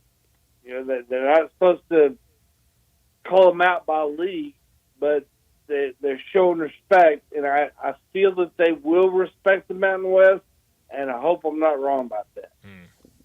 I see right now you've got Indiana State on the 11 line. That's kind of been a lot of people, what they've been talking about, if they'll be in, if they'll be left out after losing yesterday in their conference championship game. What for you puts them in? I've seen a lot of people kind of talk about the lack of quad 1 wins for them, the quad 4 loss. What for you keeps them in the bracket? And I hope you're right, because I would love to see this Indiana State team in, but what is it for you that has them in right now, and how uncomfortable will this week be for them with their conference championship game already completed? I think it'll be very uncomfortable for them, but for me, it was that 29 ranking in the net. No team in the top 30 of the net has ever missed an at-large chance.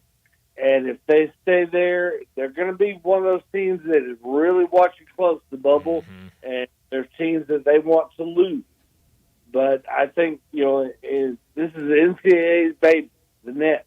And if one of their top 30 teams isn't in the tournament, I think that doesn't speak real highly of it.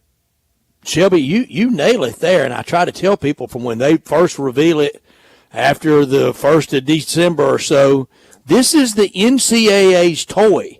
I can't imagine that they have it at their disposal, they advertise with it, you go to their page, that's where everybody gets it first every morning, and then they get to the selection committee rooms from Thursday on, and they cast it aside. I think it matters to them. So when you hear people say the net doesn't matter, it may not to that person that just said it, but it does to the NCAA. I got to believe it does. And they wouldn't have created this thing to take the place of the RPI if they didn't firmly believe in it. Yeah. And to me, if you believe in something that much, you're going to not necessarily follow to a T, but you're going to get the higher-ranked teams. They're going to get in. I don't have Colorado in right now. They're number 27 in the net, but I expect them to be in my final bracket. But you do have Villanova in, and they're at 33. Right. And Michigan State, I barely got them in, and that is the only reason. You also have Texas A&M in your last 4 in. What has stood out to you about Texas A&M lately? They were really close, and they haven't played great down the stretch. But that game against Ole Miss, that was one they had to have, and they just from the beginning they were in control of that game. Left no question about who the better team was, and Ole Miss was possibly fighting for a final spot also. And I think that game probably just sealed Ole Miss's fate. It boosted them to the last team in, but they're not safe by the stretch. Virginia all the way down at 51. The Memphis Tigers handled Virginia easily right before Christmas, but they've had a good ACC run. They have, but I'm sorry, this team really bores me to tears. Their metrics can't be as efficiency or offense and defense. Defense is pretty good, but this had 3-game stretch where they didn't score 50 points. Yeah, and that just that doesn't excite me for the tournament. Yeah, it looked like a New York Knicks game yesterday, didn't it? Yeah, pretty much. Sure did. Looking at you have the Tigers and the others considered for an at-large bids. You have them there alongside App State, Syracuse, Cincinnati, Oregon. Obviously, App State was eliminated from their conference tournament. But when you look at teams like Syracuse, Cincinnati, Memphis, and Oregon, who do you think is most likely to kind of go on a small run in their conference tournament and maybe make some noise to get back in that conversation for the at-large? Oregon might have the best opportunity because the Pac-12 is so weak. But watch Syracuse. They did not have a bad year. They had pretty good wins and no real bad losses. I could see them get on a streak in the tournament next week or this week. I've asked you this way back when you first started joining us right after the Super Bowl. I know you're trying to nail the bracket first. How much are you trying to get the cities, the pods, right? That I'm trying to get as well because I want to be able to fully understand the committee and how they do things. And I know I'll never be as good as what 12 people do, but I'm trying to figure it out. It's a big puzzle and trying to put all the pieces together. Because right now, if you are correct, and the Memphis pod is Baylor versus Charleston, Florida versus the winner of New Mexico, Virginia, then Houston, South Dakota State, Boise State, Nebraska, we could play it in my backyard. We won't sell any tickets to those teams. You don't think so? No. Okay, that'd be interesting. But Memphis is closer to Texas, and there's good teams in Texas that want to be as close to home as they can be. Baylor and Houston would have to really roll out if that's the case. Yeah, maybe, but I bet tickets will sell better than you think. I hope so. Hope you're right. But I've seen the ticket buying public here for NCAA tournaments, especially the early rounds, and we haven't. This is the first time we've ever hosted the first weekend at FedEx Forum. This is the first time I think since 2001 we've hosted the early rounds, and that was at the Pyramid. That's been quite a while. Yes. Has been. Sign me up for those teams, though. If they come to Memphis, I'd like to see a lot of those teams. You have 6 teams out of the Mountain West currently in your bracket. Where do you think we eventually land? Do you think it sticks with 6 throughout this week? Do you think we drop, add? What do you think happens in the Mountain West this week with their conference tournament? New Mexico's kind of the wild card because they're in such a tenuous position. They one or two teams get hot, and that's going to push them out. But I'd be willing to bet that the brass of the NCAA is hoping New Mexico plays St. John's in the first round of Dayton. Be fun. Who does not need bid stealers? What teams on the bubble wants it to be status quo this week? Any of my last 4 in New Mexico, Virginia, St. John's, or Texas A&M. They can control where they end up, but less so than other teams. Yeah, the doomsday scenario for those teams: early exit from their conference tournament and bid stealers. You got it. What do you think? I'm sorry. Go ahead. I'll say that's Yeah. A team like Iowa, what do they need to do to get on the right side of the bubble this week? You have them right now in the number 1 team in your first 4 out. I really like this Iowa team. How far do they need to go in their conference tournament, do you think, for them to get in that conversation to be on the right side? I think they probably need at least 2 wins and not get blown out. whoever they lose to in that third game, or if they got 3 wins, that would probably do it. This week, Shelby, I hope the answer is you can. Do you get to enjoy watching basketball? Because, as I've said many times about you and your bracketologist colleagues, y'all want to be right. There's no there. You're not anti-anybody. You're not trying to put it to anybody. Can you enjoy ball this week? Yeah, I pretty much do. I enjoy the games, and then when those games are over, I get to work and try to update where I can. But for the time that the game is actually playing, I get to watch it. I'm just a fan trying to enjoy it the best I can. Yeah, well, it's going to be a really fun week with conference tournaments. I know some championship games tonight, more conference tournaments tonight, and then really tomorrow is when we get our all-day basketball going on. It's going to be a ton of fun. Well, Shelby, thanks so much as always, and we'll do it again next Monday. Sounds good. Thank you, Shelby. Thanks, Shelby. And do enjoy this week as we will, watching all the basketball. It's spring and it feels great outside. It's Chevy truck season at All-Star Chevrolet in Olive Branch, right down Highway 78, first exit into Mississippi. You're there at Kraft Goodman Road, and that's where all the Silverados are. In Olive Branch at All-Star. Come get any new Silverado you want with financing down to 0.09, and your good credit, it deserves it. You get it at All-Star. Trailblazers, Equinox with 1.9 financing and no payments for 90 days. Families love these new Suburbans, so we all can do more together. Where are we going for Easter? Where are we going at spring break? And better yet, what are you going to be driving in? Military, teachers, college students, healthcare workers, you all get an extra $500 bonus. You want pre-owned? They've got it. Everything you want is at All-Star. All the Jeeps, all the Ram trucks. Come drive a Yukon Denali or Traverse. If it's not there, just ask Jeff or Kevin, and they'll find it for you. Kevin and Jeff and everyone at All-Star asked me to wish everyone a happy springtime in the upcoming Easter season and the month of basketball. Remember, it's not South Haven, not Mount Moriah, not Bartlett, not Collierville. It's got to be Olive Branch. Go to All-Star Chevy today or go to allstarautogroup.com. Let's go ahead and get to a break, and when we come back, it'll be time for Big Number of the Day. You already know you can listen to Sports 56 anywhere with the Sports 56 app or at sports56whbq.com. But you can also watch us daily with live video of all of our shows on Twitter, Facebook, YouTube, and Twitch.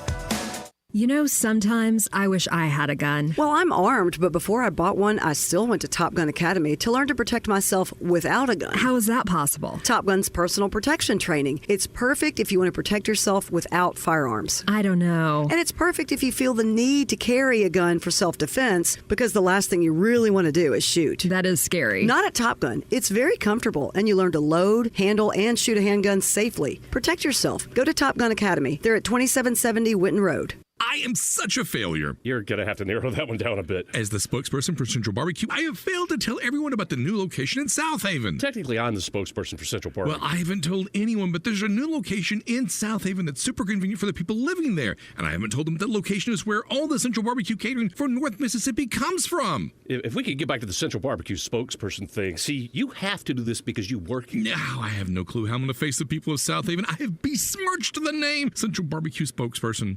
Besmirched? O'Reilly. Cleaning your fuel system can help your engine run better and improve gas mileage. Visit O'Reilly Auto Parts and pick up a bottle of Chevron Techron Fuel System Cleaner on sale now. Buy one, get one free, plus get 2 times O-Rewards points. Just add it to your tank during your next fill-up. Stop by your local O'Reilly Auto Parts store for details. O'Reilly Auto Parts. You or someone you know or care about has dealt with a difficult divorce. When facing divorce, you need the attorneys at Rice Law. Nick and Larry Rice lead the firm with 3 generations and 7 decades of experience. Located in Memphis, serving the entire state of Tennessee and North Mississippi. Rice Law is who you need to call. Simple or difficult divorce, they know how to handle it. Call Rice Law at 901-526-6701, or for more information, visit them at aboutdivorce.com. That's aboutdivorce.com. At LL Flooring, we've been a trusted partner to pros for over 30 years. With over 400 nationwide warehouses full of in-stock, job-ready inventory, you'll get what you need. And our exclusive pro pricing means that pros never pay retail. Because at LL Flooring, all we do is floors. So we're going to do it right. Sign up for a free pro account today to start getting pro benefits. LL Flooring, every step covered. If the woman of your dreams has been searching online for the perfect engagement ring, she's figured out there's a few brand names that are worthy of consideration. Hey, it's Eric Hasseltine, and she doesn't want a plain, ordinary cookie-cutter ring to wear the rest of her life. She wants a world-class designer ring, handcrafted by a true artisan that will hold value and stand the test of time. She's found Tacori, Verragio, Ajafi, Simon G., among other premium American-made designers. But when you try and find these exclusive rings, you quickly realize most stores don't offer them. They have knockoffs and lookalikes, kind of like those imitation bags and watches on the streets of New York City. But there is one jeweler where you can find the real deal, Genesis Diamonds. Genesis has been chosen by all the most sought-after designers. Genesis is your exclusive home for these iconic brand names that define excellence. Other stores can only dream of being able to offer these, but only Genesis has them. So be careful. Don't settle for anything less than the ring she is worthy of wearing. Genesis Diamonds at Poplar and Perkins Extended. Now back to Sports Time on Sports 56 and 98.5 FM. Here once again are Brett Norsworthy and Bryant Dacus.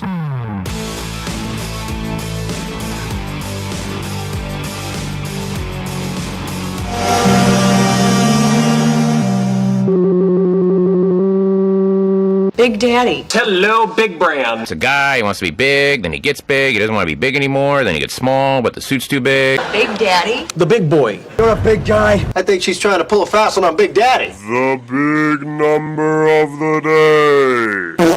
Well, my big number today is 101. I love this number. It's a great big number. After yesterday's performance, Reed Shepherd now has 101 stocks, which are steals plus blocks, and 71 three-pointers made for Kentucky this season. Only one other freshman all time has had at least 100 stocks and 73s for an NCAA tournament team. Johnny, who did it? Who was the only other freshman to do that in their season that played on a tournament team? So that's the kind of caveat there, is they've got to play on a tournament team. That's Siri. JJ Who did Siri say? I don't know what Siri said. She was trying to pull up the results, but I didn't want her to spoil it if she actually knew. JJ Redick. No. Good Lord. I mean, Siri's going crazy. Come okay, on, Siri. Stay out of our conversation. Literally. ABC conversation. Get out of here. I was going to say Christian Laettner. Incorrect. Kevin Durant, the last player to have at least 100 stocks and 73s. He did that for Texas in the 2006-2007 season. And I think I'm right on this. One NCAA tournament win for Kevin Durant and Rick Barnes. Yeah. That year. Yeah, so, but, I mean, what Reed Shepherd has done this year after kind of coming in being kind of that, last freshman that was, all the hype over everyone else, and then you got this Reed Shepherd guy. He comes in and just an unbelievable year for him. Now, a lot of stories that he may stay, that they're going to make the NIL, just so good, and, Mr. Kentucky, that's fine. If he does, fine. Yeah. I just hope all those people remember his name if he shreds his knee. Yeah, I mean, you're right. I mean, it's such a tricky situation to be in. Because his second NBA contract is $100-something million. Sure. Oh, absolutely. Yeah, for sure. Absolutely. He guaranteed that. The first one, maybe Big Blue Nation can battle that one. You can't battle that second one. That second one, they ain't going to be able to battle. Yeah, I'm with you. No, they're not. My big number is 4. That's the 6-year average of the Penny Hardaway years of the seed at the AAC tournament. 6-year average. First year, 2019, they were a 5. Okay. That was at FedEx Forum. Second year, a 6, interrupted by COVID. That now so many people rewriting history. Oh, that was the year they were going to get on the Magic ride. Yeah, it's the 6th seed. Okay. 2021, 3. 2022, 3. Last year, 2. This year, 5. That all equals 24 divided by 6. That is an average of a 4 seed. That's pitiful. I don't know what Tiger fans' expectations are, but it's a lot better than that. Sure. No, absolutely. If they say we want to be better than an average of a 4 seed, that's not asking too much. That's not being bodacious and maybe wanting a little more than you should want. Not at all. Not at all. And it's been, it's been disappointing a lot of years, especially this year. I mean, when you go in and it's, we should be preseason number 1 over FAU. Look what we're bringing in, yada, yada, yada. And then you in the season, you don't even get the double bye. I mean, that's hard to swallow. And now 4 games in 4 days, I still say it. I know that they have the talent to beat every team that they will potentially face. 4 games in 4 days is difficult. And how do you get to be an average of a 4 seed? This is how.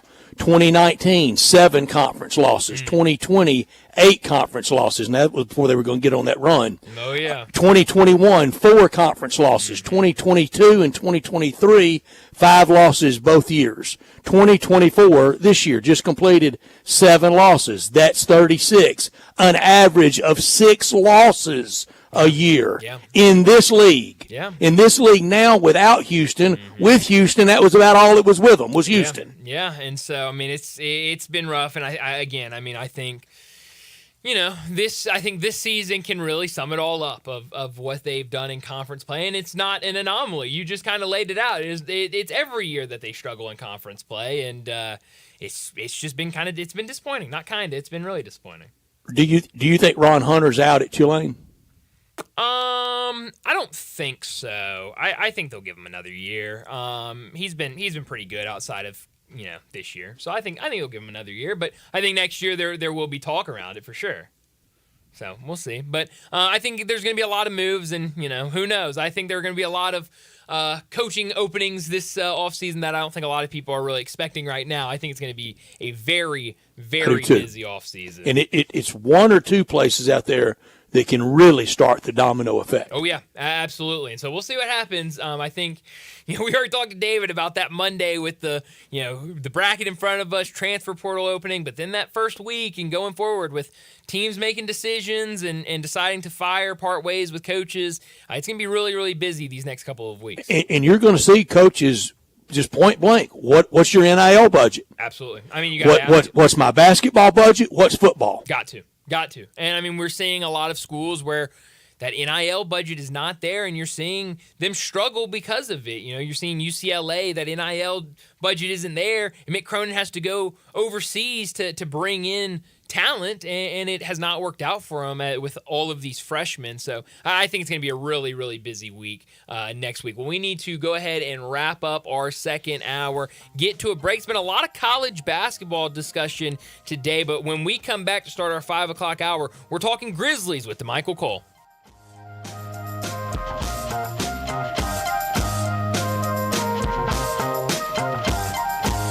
Chris Price, it's so good to see you. And you have a new business? Yes, Dave. MetroBuildersMemphis.com. Have you noticed water stains on your ceiling? With storm season here, take a walk around your home or business and look up. Make sure there are no water stains signaling a leak prior to the heavy storms coming in. If you do see signs of water, call me. My team and I will come out, diagnose the problem, and prescribe a fix. Our team of Hague-certified inspectors are waiting to assist with any inspection or repairs you may need. We have 3 crews dedicated to repairing roofs in the Mid-South. As certified Owens Corning and Mule High dealers, we offer 20-year, no-dollar limit labor and material warranties that offer hassle-free ownership. That's our hassle-free ownership guarantee. Allow Metro Builders' team of professionals to assist you in maintaining your property's integrity and value. MetroBuildersMemphis.com. Your local commercial roof experts. Ask about our commercial roof maintenance agreements. Protect your investment with MetroBuildersMemphis.com. Call me, 901-375-1717. That's 901-375-1717. 375-1717.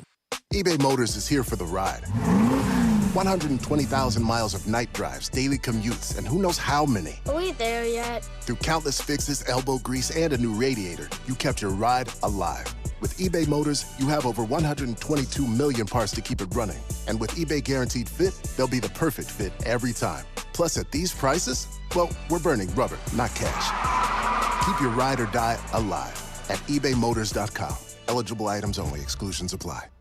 This is hard to believe, but the Hyundai Santa Fe is actually better? I know, that's crazy, isn't it? The 2024 Santa Fe is new, top to bottom, and even better than before. It's almost as big as the Palisade, so roomy, and now it's got a standard third row. Everybody's clamoring for that. And it's the best SUV when it comes to the ride than ever before. You know how with SUVs you love it because you're sitting high, but you don't get that luxury kind of ride like a sedan? You do with the 2024 Santa Fe. It's the best riding SUV ever, and it's quiet. It's the ultimate family car. All you've got to do to be sold is to test drive it. The people at Homer Skelton Hyundai are saying, come try it. You'll love it. Homer Skelton Hyundai, right at the corner of Highway 78 and Craft Road. First exit in Mississippi. Go see the ultimate SUV, the 2024 Santa Fe. Memphis. Get loud for your Memphis Grizzlies when they face off against the Washington Wizards tomorrow at 7 p.m. for Hoops for St. Jude night. Don't miss a night full of hoops, heart, and heroism presented by Gossett Motor Cars. Get ready for a star-studded show by securing your tickets at Grizzlies.com. This Sports 56 traffic report is brought to you by Luttrell Building. They keep you moving. Sports 56 traffic. Good afternoon. It's really starting to build with more volume over here on 240 East, getting on to 385 Billmores Parkway, or continuing here up by Poplar on 240 East all the way up to Walnut Grove. 55 still shut down across the bridge, catching a lot of folks still off guard coming over from West Memphis. Weimer's Jewelry, 7525 Highway 64 is your full-service, family-owned jewelry store right here in the Memphis area. I'm Commander Chuck with your on-time traffic. We are Sports 56, WHBQ Memphis, and W253DF Memphis, Flynn Broadcasting Stations. Now back to Sports Time on Sports 56 and 98.5 FM. Here once again are Brett Norsworthy and Bryant Dacus.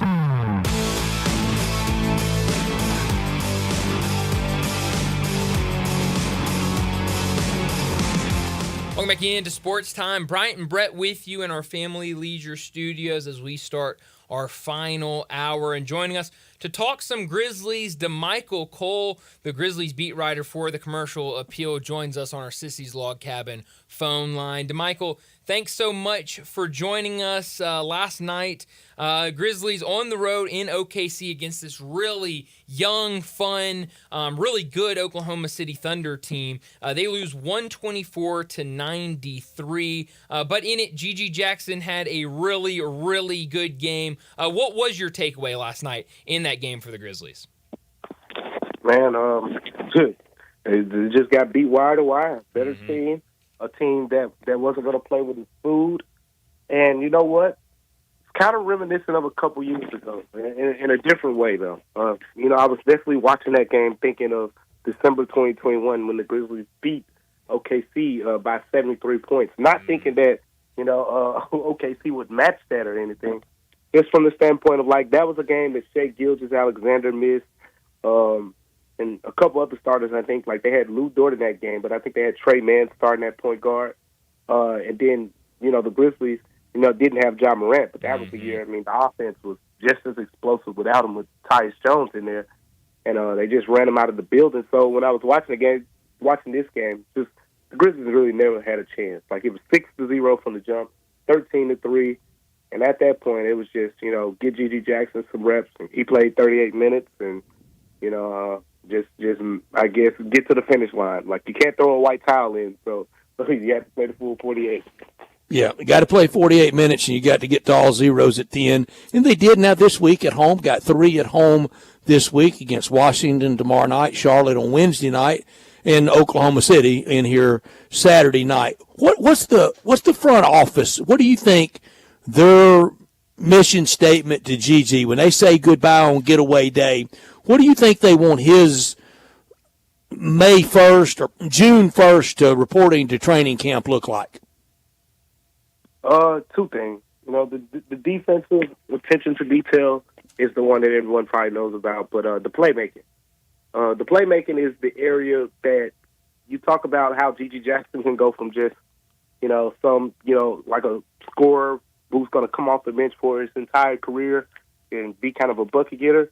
into a starter who could potentially be, a $100-200 million player one day, it's going to be the playmaking part of his game.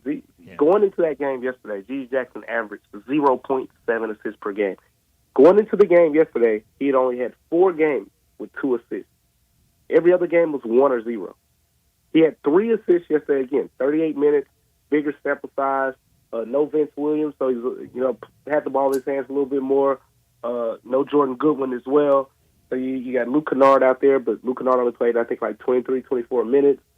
Jaren Jackson Jr. only played 27, 28 minutes. So it was a good opportunity as the Grizzlies try to kind of get him to be a better playmaker. That's going to be the calling card for his game, because if he's a wing player who guys around the league see as someone who has tunnel vision, it'll be easier to guard him, and it'll be easier to generate turnovers off of guarding him, because defenders are smart these days. For the lack of physicality in today's game, I would say that defenders are very smart in ways of to make up for that. So with that being said, I think the playmaking area is the biggest area of growth. Like, of course, he's going to get opportunities these last few weeks of the season. But I think Derrick Rose put it best. Like, this isn't even coming from me. This is coming from an NBA veteran who knows it as well as anyone. When I was talking to Derrick Rose about the idea of G.G. Jackson being put in a primary facilitating role, primary creator role throughout the rest of the season to improve in that area, Derrick Rose basically said, paraphrasing, he was like, that's good, but that real improvement usually comes in the offseason. DeMichael, has there been a game lately or even all year, might be some down the stretch of teams that really see a team that's almost defenseless, almost just really can't put up a competitive battle a lot of night.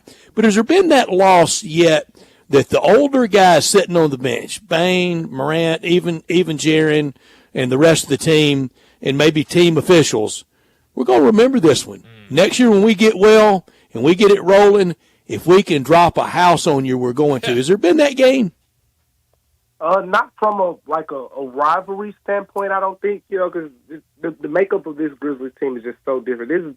These are guys who, they're trying to earn opportunities in the league, and you don't have, a lot of guys trying to earn opportunities like the Pat Bevs did when they first broke in.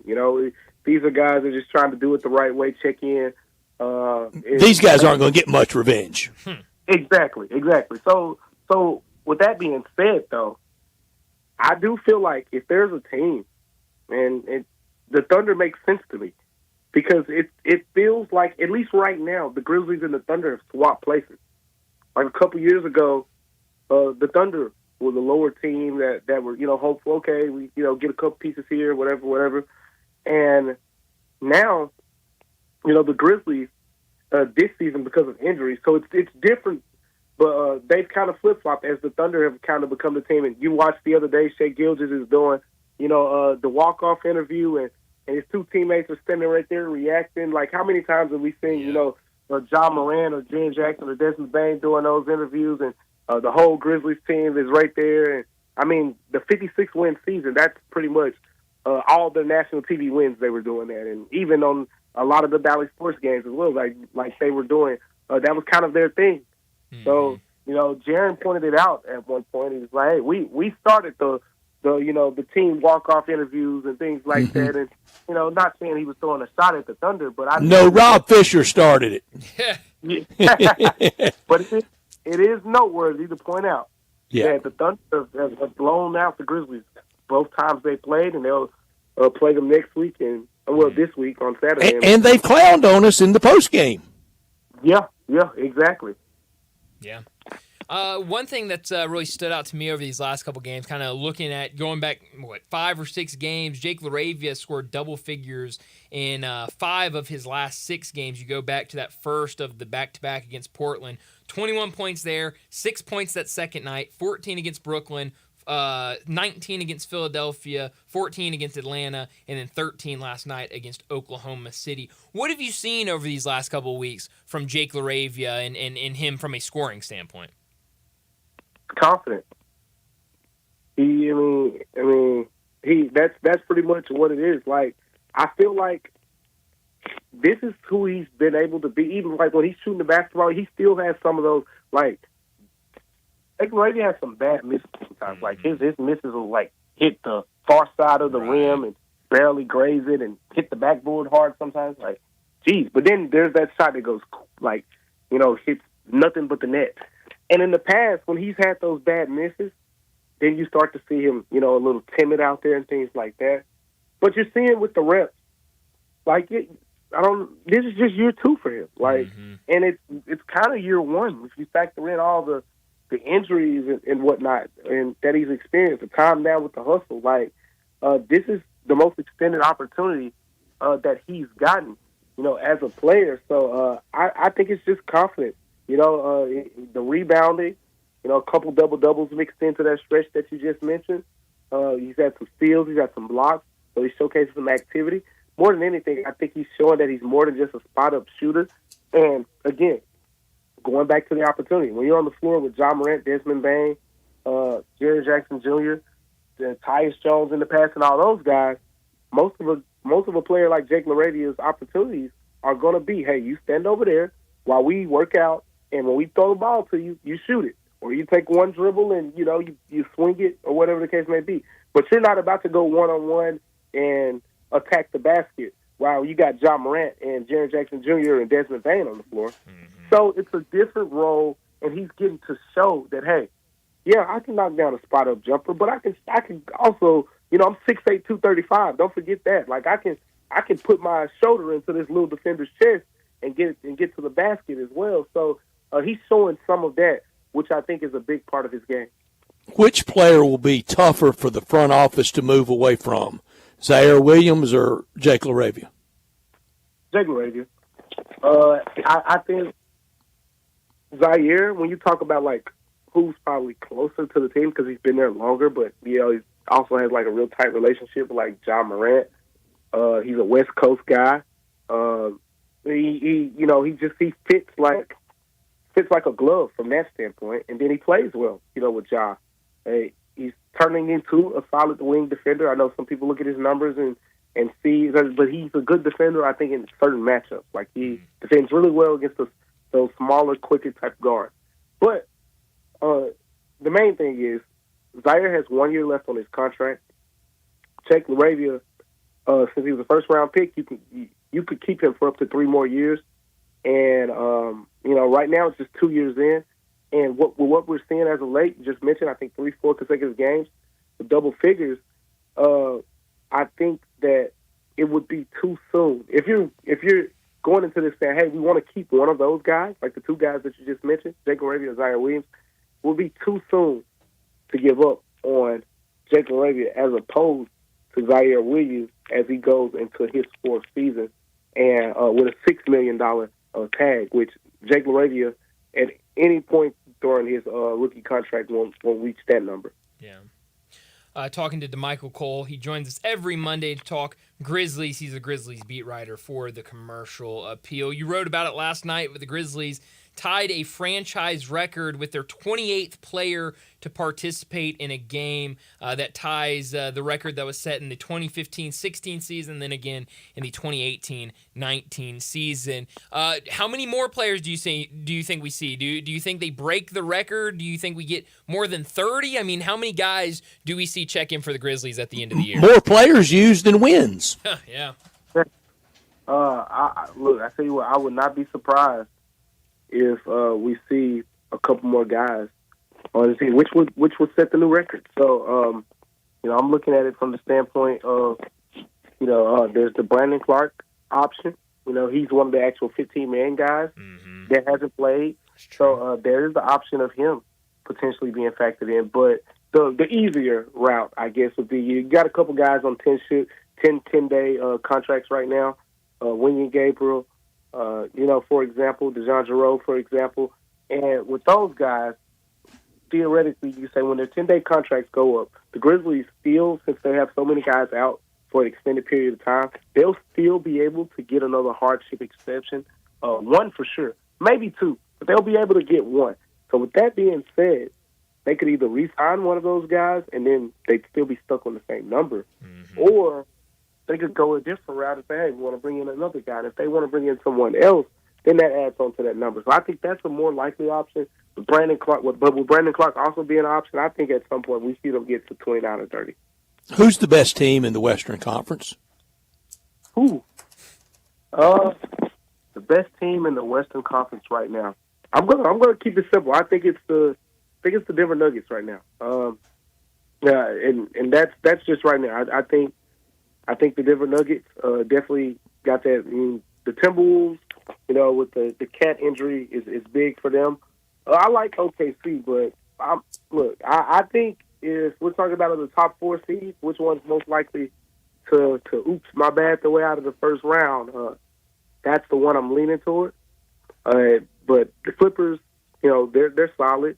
And then you got those other teams down there that are lurking that I think are really good. The Suns, the Lakers have both been playing some really good basketball as of late. But with all that being said, I got to go with the defending champs right now. The Nuggets, they showed me something when they took down the Celtics for a second time. Just showed me that, hey, that team still has that starting five with impressive camaraderie. They got a couple nice bench pieces as well. Peyton Watson has turned into a nice player for them. Christian Brown, we know what he's capable of. I like that team. I do like for the future in Memphis that we know. You get John Morant and Bain, Smartwell, and everything kind of hale and hearty next year. We can get real good real fast. Can be right here this time next year talking about being in the playoffs. But I also like that of the top 7 teams in the West, except for the defending champs Denver, the other 6 teams, they got the same number of world titles as the Memphis Grizzlies. It can be done by Memphis this time next year. Yeah, it can be. I definitely I would not rule that out. I mean, look at the Grizzlies roster. Like, at the end of the day, you need stability and you need stableness, and they have those things in terms of Ja Morant, Desmond Bain, Jaren Jackson Jr. Everything's going to revolve around those guys. Got Marcus Smart. That he's going to be a terrific wing defender for you. And everyone knows what their weaknesses are. Like, they know that they have to address shooting. They know that they have to get someone who can rebound the basketball. And once you have those things addressed, they know from a scheme perspective, and this will be interesting to see how Taylor Jenkins attacks this in the offseason, because there was the whole idea of, we want to improve the half-court offense. How will he address it in terms of, will he look at it as, you know what, we never got to see the group that we wanted to see, so we're going to go into next season still implementing the same things that we wanted to implement at the beginning of this season? Or is he going to say, hey, even with the guys that we had out there at the beginning of the season, we didn't see the results that we wanted, and we're going to make a lot of overhaul changes on the offensive end again? I think that's going to be, an important decision that he's going to have to make as well. But, I think the Grizzlies, defensively, we know they're going to be right there in the mix, because right now, I don't know if people are paying attention, but they're a really good defense right now. Yeah. And a lot of credit should be given to Taylor Jenkins. I think they're right outside of the top 10. And, Jaren Jackson Jr., of course, is a big part of that. But they're still a really good defense. So, all things considered, when you get that offensive firepower back, they're gonna catapult right up there near the top. The Grizzlies PR just released the injury report for tomorrow's game against the Wizards. Goodwin, Conchar, Stevens. DeMichael Cole starting at point guard. That's right. Yeah, honestly. I mean, you go through the out list. I mean, incredible. But Goodwin, Conchar, Stevens, questionable. Scottie Pippen Jr., doubtful. How close do you think we are to a Scottie Pippen Jr. return? That was a fun story, fun guy to watch earlier in the season. I'd like to see him back in that rotation before season end. And what do you think his future is with the Grizzlies after this season? Do you think maybe two-way in the future? I don't know what his contract looks like currently, if it's kind of a two-way that goes in next year. But what does that look like for him? Oh, yeah. So the backup point guard is sneakily becoming a position that needs to be addressed. And that's a conversation that's going to be had, because you got Ja Morant, and of course you're going to have Marcus Smart. But I think, if anything, we learned with Marcus Smart, the more you can play him off the ball in like a secondary playmaker role with this team, it's more of a natural fit. When they put him on the ball, they were losing a lot at the beginning of the year. And it felt forced to me. It felt like, we know Marcus Smart can play point guard, so let's make him the starting point guard instead of, trying other options or pursuing other options. It felt kind of forced. So With that being said, I feel like, you can still have Marcus Smart there in an emergency situation, but you should still have, a quality backup point guard. And when I watch Scottie Pippen Jr. play, like, the smoothness that he plays with, it's different. But he's similar to Tyus Jones in terms of, like, how he breaks around on the floor. Now, of course, Tyus is, like, little less for he has been and things like that. But Scottie Pippen Jr. is definitely known more to be, more of a scorer and whatnot. But I think he is someone right now, he's on a two-way contract. When you talk about the Grizzlies addressing the backup point guard position, if he plays the way he did, before the back injury, I think he gets upgraded to a standard deal, and he's factoring into the backup point guard conversation. DeMichael, do you think it makes any difference to the scouts that if Tennessee were here in the opening weekend, that they could watch Dalton Connect here at practice and really watch his game, or do you think there's not any secrets out there on any of these guys at this point? They know they got a full book on them. Yeah, no, they got the book. From people I've been talking to and whatnot, the Grizzlies they've been on the move a lot, during the season. And on the move, I'm talking West Coast, talking, in the Southeast. They're full speed ahead, in terms of breaking down, this draft class and what's out there. Sure, it'll be helpful, to lay eyes on them and, kind of have them in the backyard and everyone's already here. But I think the Grizzlies, they've done a lot of homework. And this is, I've only been here a couple years, so it's probably not saying much. But as long as I've been here, this is the most extensive I've seen the Grizzlies in terms of, from an urgency perspective, with the scouting of a draft class.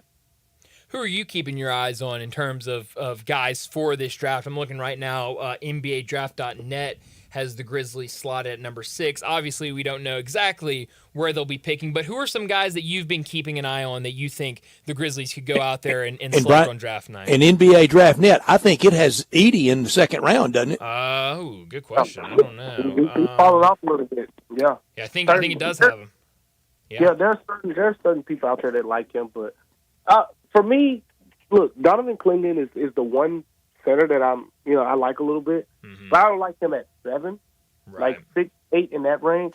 If the Grizzlies end up, you know how to draw the luck of the draw goes in the lottery. So the Grizzlies end up with like the 10th or 11th pick.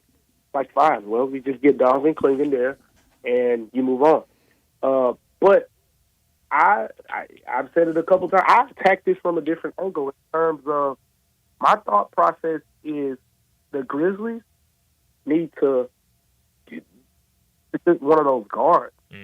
Like, and it's not just in terms of guard, because guard is a need. It's the point that if you look around the draft boards, just look at the draft boards, you're going to see 3 bigs pretty much in the top 15. Yep. Or whatever the case may be. You're going to see Donovan Clingan, you're going to see Cal Filipowski, and you're going to see Alex Sarr, near the top.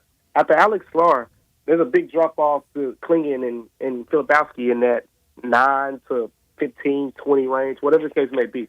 The point is, after Sarr, from 2, 3, all the way down to 8, 9, it's straight wings. It's guards, it's forwards, it's guys that could fit right in with the Grizzlies.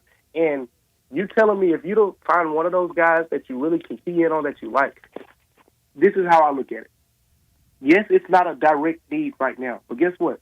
If you accept Luke Kennard's $14.7 million team option, and if he continues to shoot the ball like he's shooting right now, we're talking potentially right. He's closing in on Grayson Allen. I don't know if you guys have seen it, but he's right on Grayson Allen's heels now for the 3-point percentage lead. And this will be 3 consecutive seasons in a row. Yeah. And you talk about with Ja and all those guys being back, and he potentially finishes top 3, top 4 in 3-point percentage next season, he's going to command a nice price somewhere. It might not be $15 million, but it might be $12 million.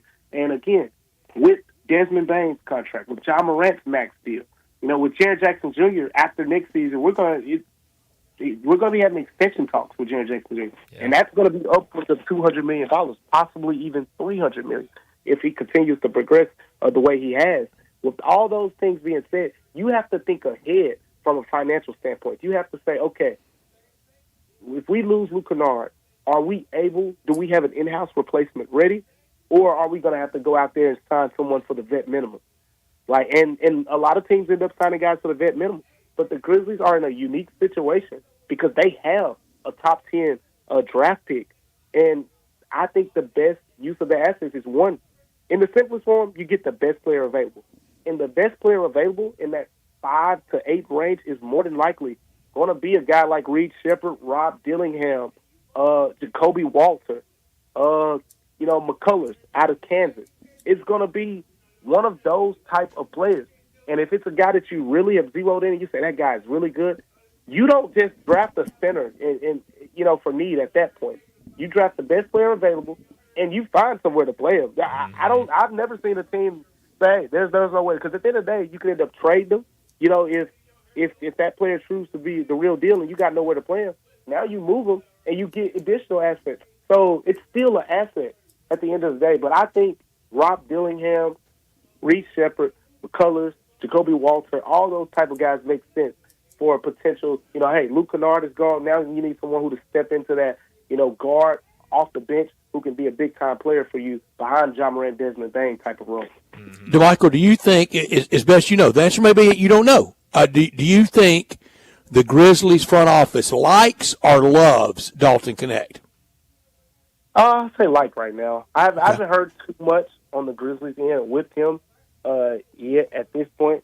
More so the G League Ignite guys has been the guys that, Ron Holland, Salis and those guys down in the G League. I think those are the guys that I've heard more on in terms of who the Grizzlies have been looking at closely. But Dalton Net, I have not heard too much on that end just yet. I do like Matas Buzelis. I would not mind them going out and getting a guy like him. But it's going to be interesting. I like his size. Yeah, good size too. Is that legit size, Bryant, as best you can tell? Yeah, I mean, I saw him when he was down here at South Haven. He's got good size. I mean, he can certainly fill out a little bit, but I like him height. good size. Yeah, sure, certainly height is definitely, I think. But it's going to be interesting to see how this all plays out. I know a lot of people going to be keeping an eye glued the next couple of weeks in college basketball to see where these guys. DeMichael, don't stress over your big orange too much now in these tournaments. That's a good point. Number 1 seed, though, in the SEC. That's nice. Hey, now, if those guys come to Memphis, I can't make any promises. I might be riding down Winchester with my Orange Vols t-shirt. Hey, different story then if they're here in Memphis. Well, DeMichael, as always, thanks so much for joining us. We'll do it again next week. I appreciate you guys. Thanks, DeMichael. You got it. DeMichael Cole with us every Monday, and everybody's pulling hard for the team this time of year, and it'll be interesting to see that person. Now look, all that Reed Shepherd stuff and that Big Blue Nation's gonna battle and keep him. Yep. They're not fighting a top 5 pick, and I made this point with Dave a few weeks ago. I can see them keeping him 10, 11 down. Right. But you get up there single digit and 4, 5, 6. You're trying to fight the NBA money. Yeah, I mean that's almost impossible. I'm trying to look to see where he came in. He came in as a prospect, was the 79th rated prospect according to 247. He was a 4-star, and now some places projecting him a top 10 pick. I mean that would be almost it'd be really hard to match for sure. But I know his ties to Kentucky, both his parents. I know how much he loves that program. But at the end of the day, hard to argue NBA money and just that opportunity, especially when you weren't even a top 50 recruit coming out of high school. I mean, that's tough. And for Kentucky, they've got a way, we got the rest of the team and other sports to worry about as well. Yeah. Oh, you can't throw everything at one player now. I mean, you've got to be able to work all of that out. And so and then when you set the market for Reed Shepherd, what if the next big thing in state comes along? That's right. And I mean, that's going to be a very interesting kind of story to follow over these next 4 or 5 weeks, because I think it's I'd say it's probably, in my mind, maybe 60-40 he goes to the NBA, but you asked me that 5 days ago, I would have said, yeah, he's going to the NBA, but it does look like I would they're going to have a fight. I would have too, and it now looks like it might even be 50-50. I know this. A lot of people right now driving home, thinking about what to eat for tonight, what to get to eat for tonight. Either commissary, the new Collierville commissary at Houston, Levy, and Poplar, are the original in Germantown. If you're craving an easier way to order, you can do it right now. En route, do it safely. Text commissary to 33733, and it's perfect for a big group for all the game watching.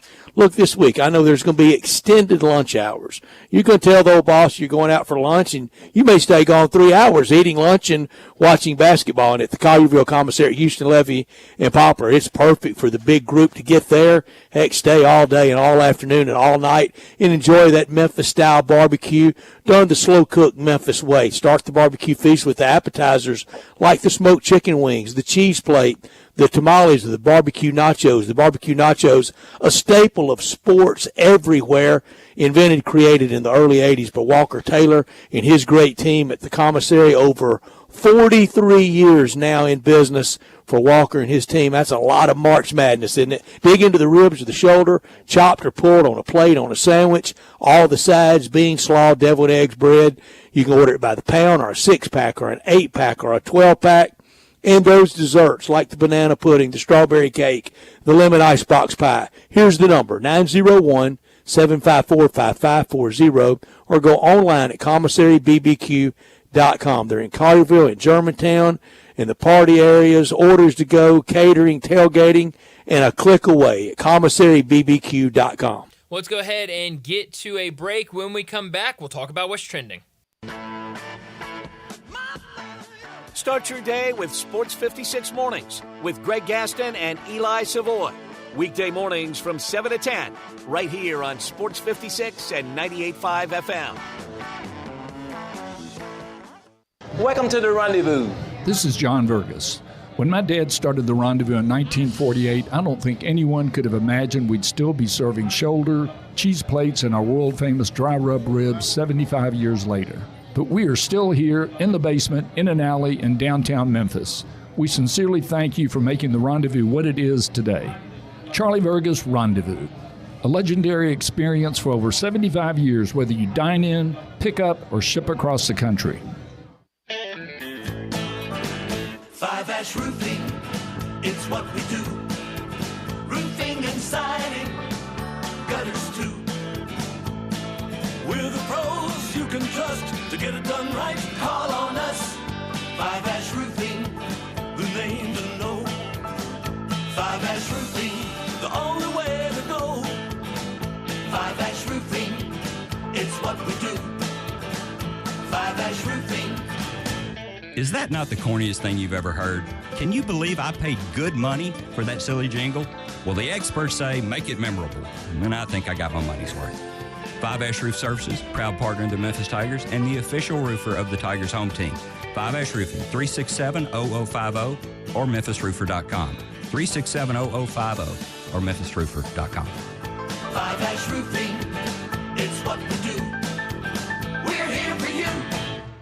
Texting enrolls you in recurring automated marketing text messages. Consent not required to purchase. Message and data rates may apply. Guys, let's talk. When I turned 40, I was feeling burnt out, unsatisfied with my marriage and career. I couldn't recognize the man I'd become. Honestly, I thought I would never be the same man again. Then I figured out I had lower testosterone and found Nugenix Total T. It changed everything. After 1 month, I rediscovered the man I know I am. That guy from my youth. I was hitting the gym, feeling passion in my marriage, feeling more energetic at work. Nugenix Total T includes Testofen, a patented ingredient clinically shown to boost free and total testosterone. And right now, you can get a complimentary bottle and try Total T for yourself. Just send a text. Text TEAR to 369-369 right now for your complimentary bottle of Nugenix Total T. It's the #1 selling testosterone boosting brand at GNC and Walmart. Do it now and they'll also send you a bottle of Nugenix Thermo X, their newest, most powerful fat burner ever, absolutely free. Text TEAR to 369-369. That's TEAR to 369-369. These statements have not been evaluated by the FDA. This product is not intended to diagnose, treat, cure, or prevent any disease. Are you aware? It's patio season. Family Leisure sure is. That's why they have factory direct pricing on swimming pools, spas, and even, yes, patio furniture. Yes, sir, it's indeed patio season. So come by Family Leisure and check out all the brand new 2024 patio furniture sets. And with patio season here, you know that pool season will be here before you even know it. So buy now to get in line for your pool installation and get preseason pricing. Plus, you could save $1,000, $2,000, $3,000, even up to $5,000 on all spas and swim spas. Family Leisure has got special pricing on all in-stock saunas, theater seating, pool tables, and even outdoor kitchens. I love it when it's patio season because of all the fantastic deals that Family Leisure makes available just for you. Family Leisure, Whitten Road at I-40, where family and fun come together. When you think about insurance and you want great value without sacrificing great service, I want you to think one place: the Eflin Insurance and the entire Eflin Insurance team. Matt and his group of professionals will access 10 leading companies to find the right home and auto program that fits your budget and your absolute needs. The Eflin Insurance team, the number 386-GER, 386-4777. Sports 56 traffic. Good afternoon. It's still a bit crowded over here on 240 eastbound there at 385 Bill Morris Parkway, working your way up towards Walnut Grove. Of course, it's shut down there on 55 on the bridge. That's going to go on for the next couple of weeks as traffic starts to build up through the Midtown area on I-40 passing Chelsea. A 24/7 reliable crane and rigging services right here in the Memphis area. It's Tomahawk Crane and Rigging. They're online at tomahawkcrane.com. I'm Commander Chuck with your on-time traffic.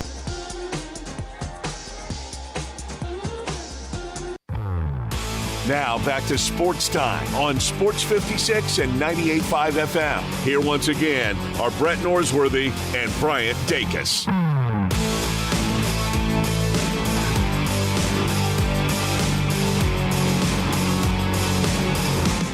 Welcome back into Sports Time. We got less than 30 minutes left in today's show. A lot of places we could go during What's Trending. I do want to get to some of these some of the NFL news that happened today, but we do have a pair of college basketball games going on right now. Towson, Charleston over on CBS Sports Network for the CAA semifinals. Right now, I believe it's a close game. I think Towson might be down 1. New Orleans, Lamar on ESPN Plus in the Southland second round. I believe New Orleans is currently up. Don't think that will last very long. A lot of games later tonight. Not a ton. I think 14 total today. But we do have the Sun Belt Championship game, the SoCon Championship game. So tonight, 2 more teams will punch their tickets to March Madness.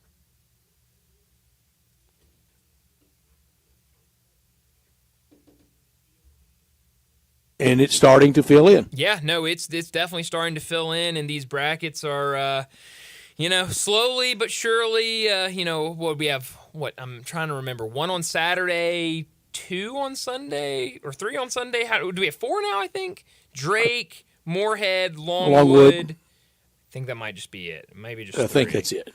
So very slow, but as this week keeps going, we're going to get more and more, and then Sunday will be the day. If I told you Mac Jones has played in more NFL games than Justin Fields, would you believe me? No, I would not. He has by 2 games. Wow. With 864 completions to Justin Fields' 578. Wow. 46 touchdowns for Mac Jones, 40 for Justin Fields. Now that's the second and third best of all those quarterbacks taken in that draft. Trevor Lawrence leads. He was the number 1 pick. Yeah. Jacksonville identified the right pick, made it. Second pick, Zach Wilson. Third pick, Trey Lance. All the way down to 11, Justin Fields, and 15, Mac Jones. Wow. And Mac Jones over the weekend traded for a 6th-round pick. That's just giving him away. I mean, yeah. I mean, it absolutely is to a team that has their quarterback, and really rough. I'm kind of surprised they were even able to get a 6th round from Jacksonville. And if the 49ers had taken Mac Jones with the 3rd pick, and they almost did, he would have been in the Super Bowl with those 49ers teams. Brett, I think you're right. I mean, it seems like you put I think you're right too, Brett. You put a quarterback back there with a pulse, and they find a way to make him look spectacular. Justin Fields would have as well.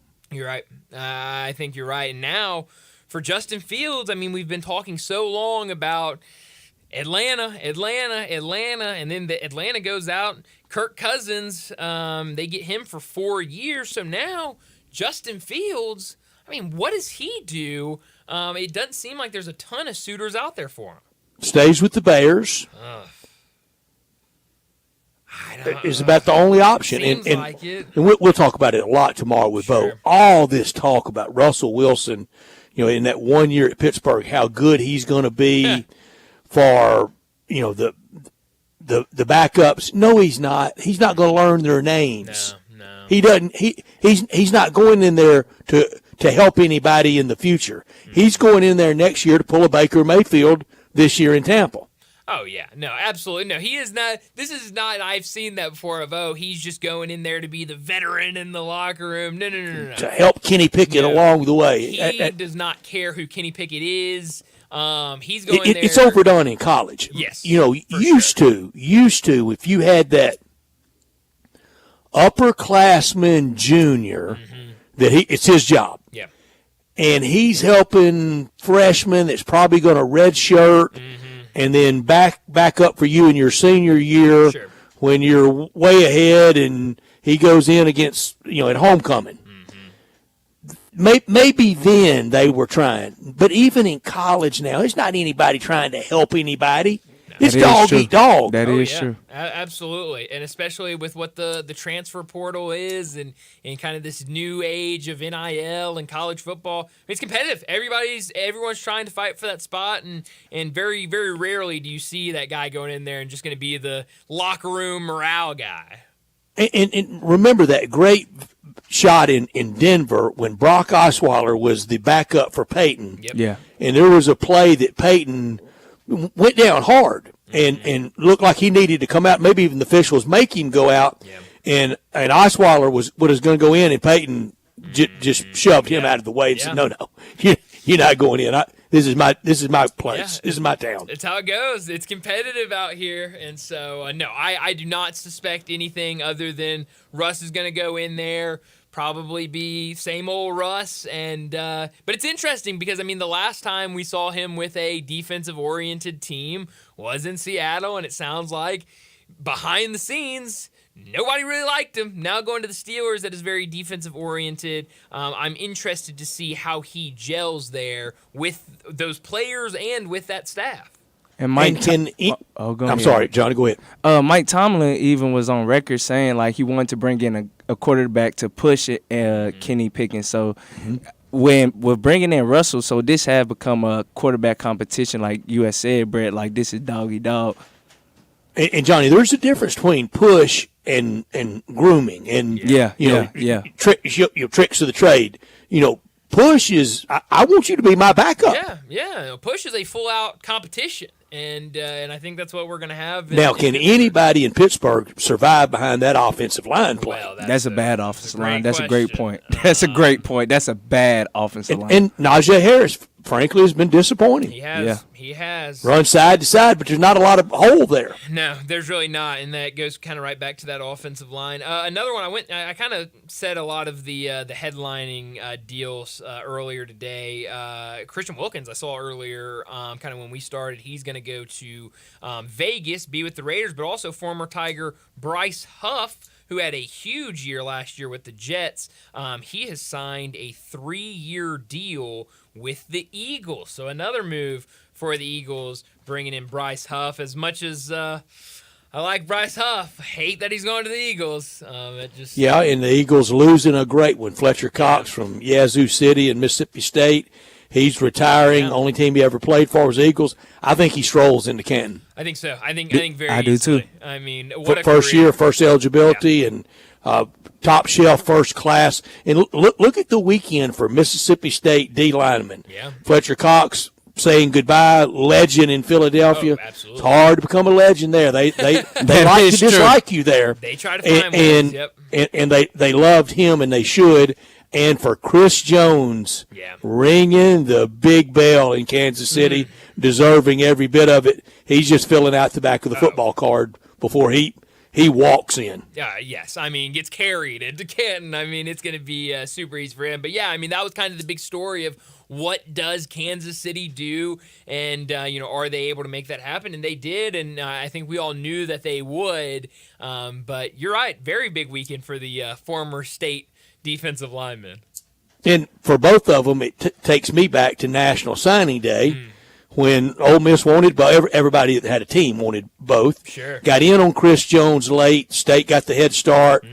National Signing Day, it was Robert Kimdiche fascination, and Ole Miss got him, and Freeze was addicted to the stars and to those rankings.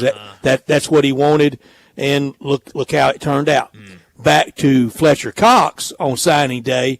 That's when, and a lot of my Ole Miss friends didn't like it at the time, but I didn't have a redeeming thing to say about Ed Orgeron. Thought it was the single worst hire in the history of the SEC to hire him at Ole Miss. And then what he did at LSU, about any number of 800 people could have done. But one thing everybody was saying then is nobody can identify and sign and coach D linemen like Ed O can. That's right. I love that. Well, he missed out on Fletcher Cox. Well, that's a good point. No, it's unbelievable career. I mean, when I saw Fletcher Cox was retiring, I'll be honest, I was a little surprised, but kind of glad. Well, Brett, not kind of glad, extremely glad that my team would not have to see him anymore. But no, I mean, I loved watching him play. I mean, and that's the hard part when you Eagles or Giants or those darn Commanders. I mean, any time that you can see, wow, I mean, this is a Hall of Fame guy, but you kind of have to hate him a little bit because they're on a division rival team. But Fletcher Cox was one of those. You just turn the TV on, and I mean, just every single game, he would just stick out and be like, wow, this guy is extremely impressive. So great career. Happy for him. Happy that the Cowboys won't have to see him anymore. What do you think Tony Pollard made a good move? I mean, hey, he got a good paycheck, and I think that's always a good move. That's always a good move. I think for him, being able to come back to the state of Tennessee, I think he'll like that a lot. And certainly now with Derrick Henry out, I know Tyjae Spears, what he did last year was a lot of fun, but I do think he was good. He was really good. I think a lot of opportunities. They're kind of the same player, aren't they? They're the same player. That's kind of the thing that jumped out to me. But I think it was going to be hard for Dallas. Kind of doing it by committee. Yeah, I think you could see that, but it's going to be interesting to see kind of how that whole offense looks now. Looks like Will Levis is going to be your starter. Obviously changes in the backfield with running back. Probably going to have some changes at the receiver position as well. So I think Tennessee's offense, especially with a new coach, is going to be one to watch, especially now that TP is there. And Baker Mayfield, I'm so happy for him. It's 100% selfish. I got to see him 2 times in person in college. Yeah. Red River Shootout at the Cotton Bowl, and he put on a freak show, like wow game, like 48-45. And then the next year in the national semifinal game, it was the Rose Bowl, overtime, Heisman Trophy winner. He was great. Oklahoma barely lost to Georgia.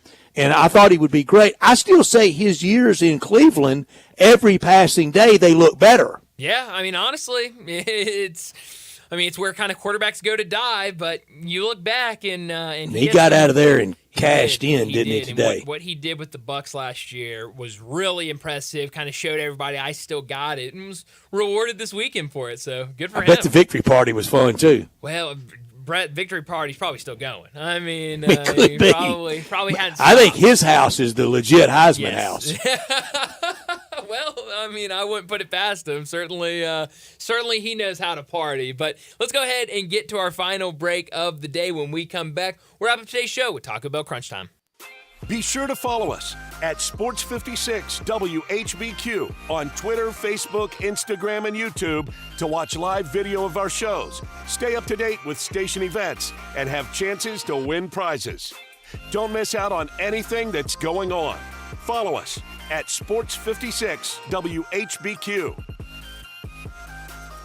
Guns, guns, and more guns. Over 700 firearms in stock. Home defense guns, old guns, new guns, used guns, big guns, little guns. Every gun you can think of, Classic Arms has them. All brands like Glock, Sig, Colt, Ruger, Smith & Wesson, Browning, Beretta, Benelli, Remington, Winchester, and more. Guaranteed lowest prices in town. Only gun importer in the Mid-South. Free gun inspections and appraisals and free bore sighting for the upcoming deer season. Shop online at ClassicArmsOfMemphis.com or visit Classic Arms at 1740 Germantown Parkway behind Corky's Barbecue in Cordova. Excellent, phenomenal, and awesome are just a few of the words that people have said online to describe their experience at 117 Prime, Memphis's premier downtown dining destination. And they're all true. Everyone, and I mean everyone, who works at 117 Prime strives for one thing: excellence. No one at Prime settles for not putting in the maximum effort in making your dining experience something you won't just cherish, but one you'll tell your friends about. There are a lot of things maybe you should keep to yourself, but telling a friend about 117 Prime is the one thing you can feel really confident about.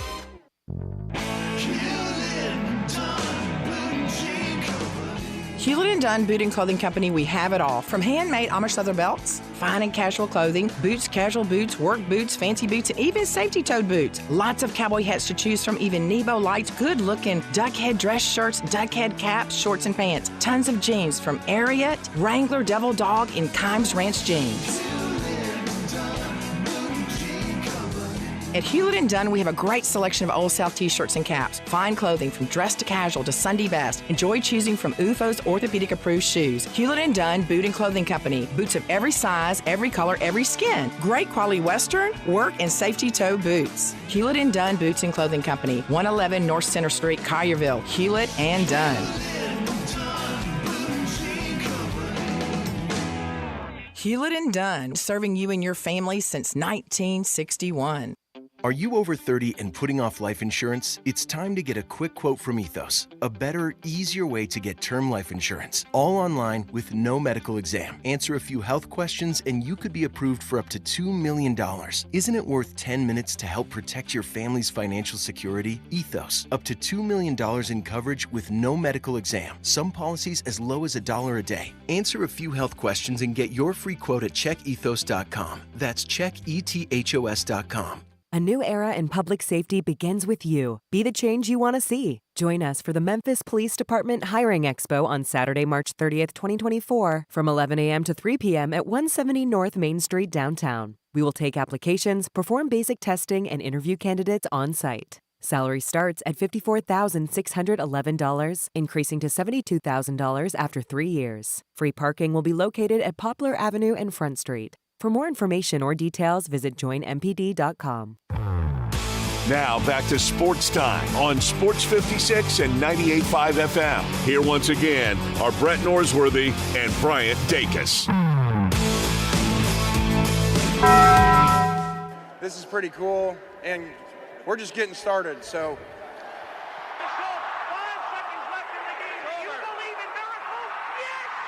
Go crazy, folks!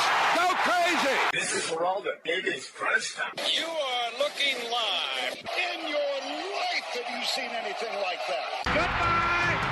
Hello, Haskins. It's obviously crunch time. Hammer, nail, coffin, this baby is over. The double steak grilled cheese burrito, so good. Double the steak with nacho cheese sauce, seasoned rice, red strips, sour cream, and the 3-cheese blend wrapped inside a warm flour tortilla, with even more 3-cheese blend grilled on the top. The double steak grilled cheese burrito, it hits the spot now at Taco Bell. And at Taco Bell, when they say they are feeding people's lives with unexpected good, they mean it. Bowl food you can't get anywhere else. Well, Brett, what I learned today, it's been movement day in the NFL. A lot of news, a lot of announcements. We talked earlier, 3 Tigers with new teams. Tony Pollard will go to the Tennessee Titans, so playing for his home state team with the Titans. We had Antonio Gibson. He will be going to the Patriots. Also, Bryce Huff going to go to the Eagles. So a handful of Tigers get paid today, but also some other really big moves. We've talked about a lot of them throughout the day. The money's unreal. The money's crazy. Another one we haven't mentioned, Gus Edwards is going to the Chargers. I mentioned Christian Wilkins earlier with the Raiders. Did you see what Gardner Minshew got?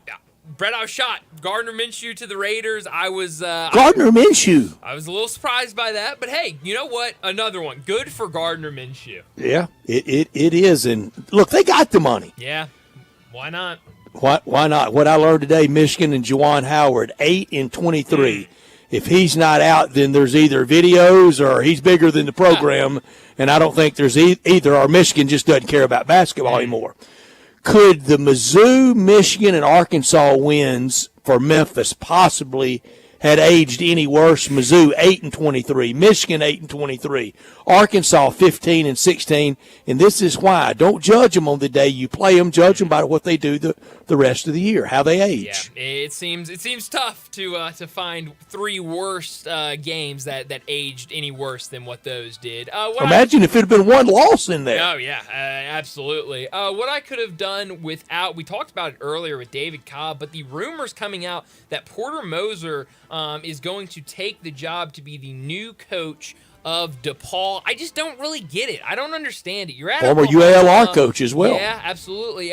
But you're at Oklahoma. You've done a fine job at Oklahoma. It's not been great, but it hasn't been bad. You're about to go to the SEC.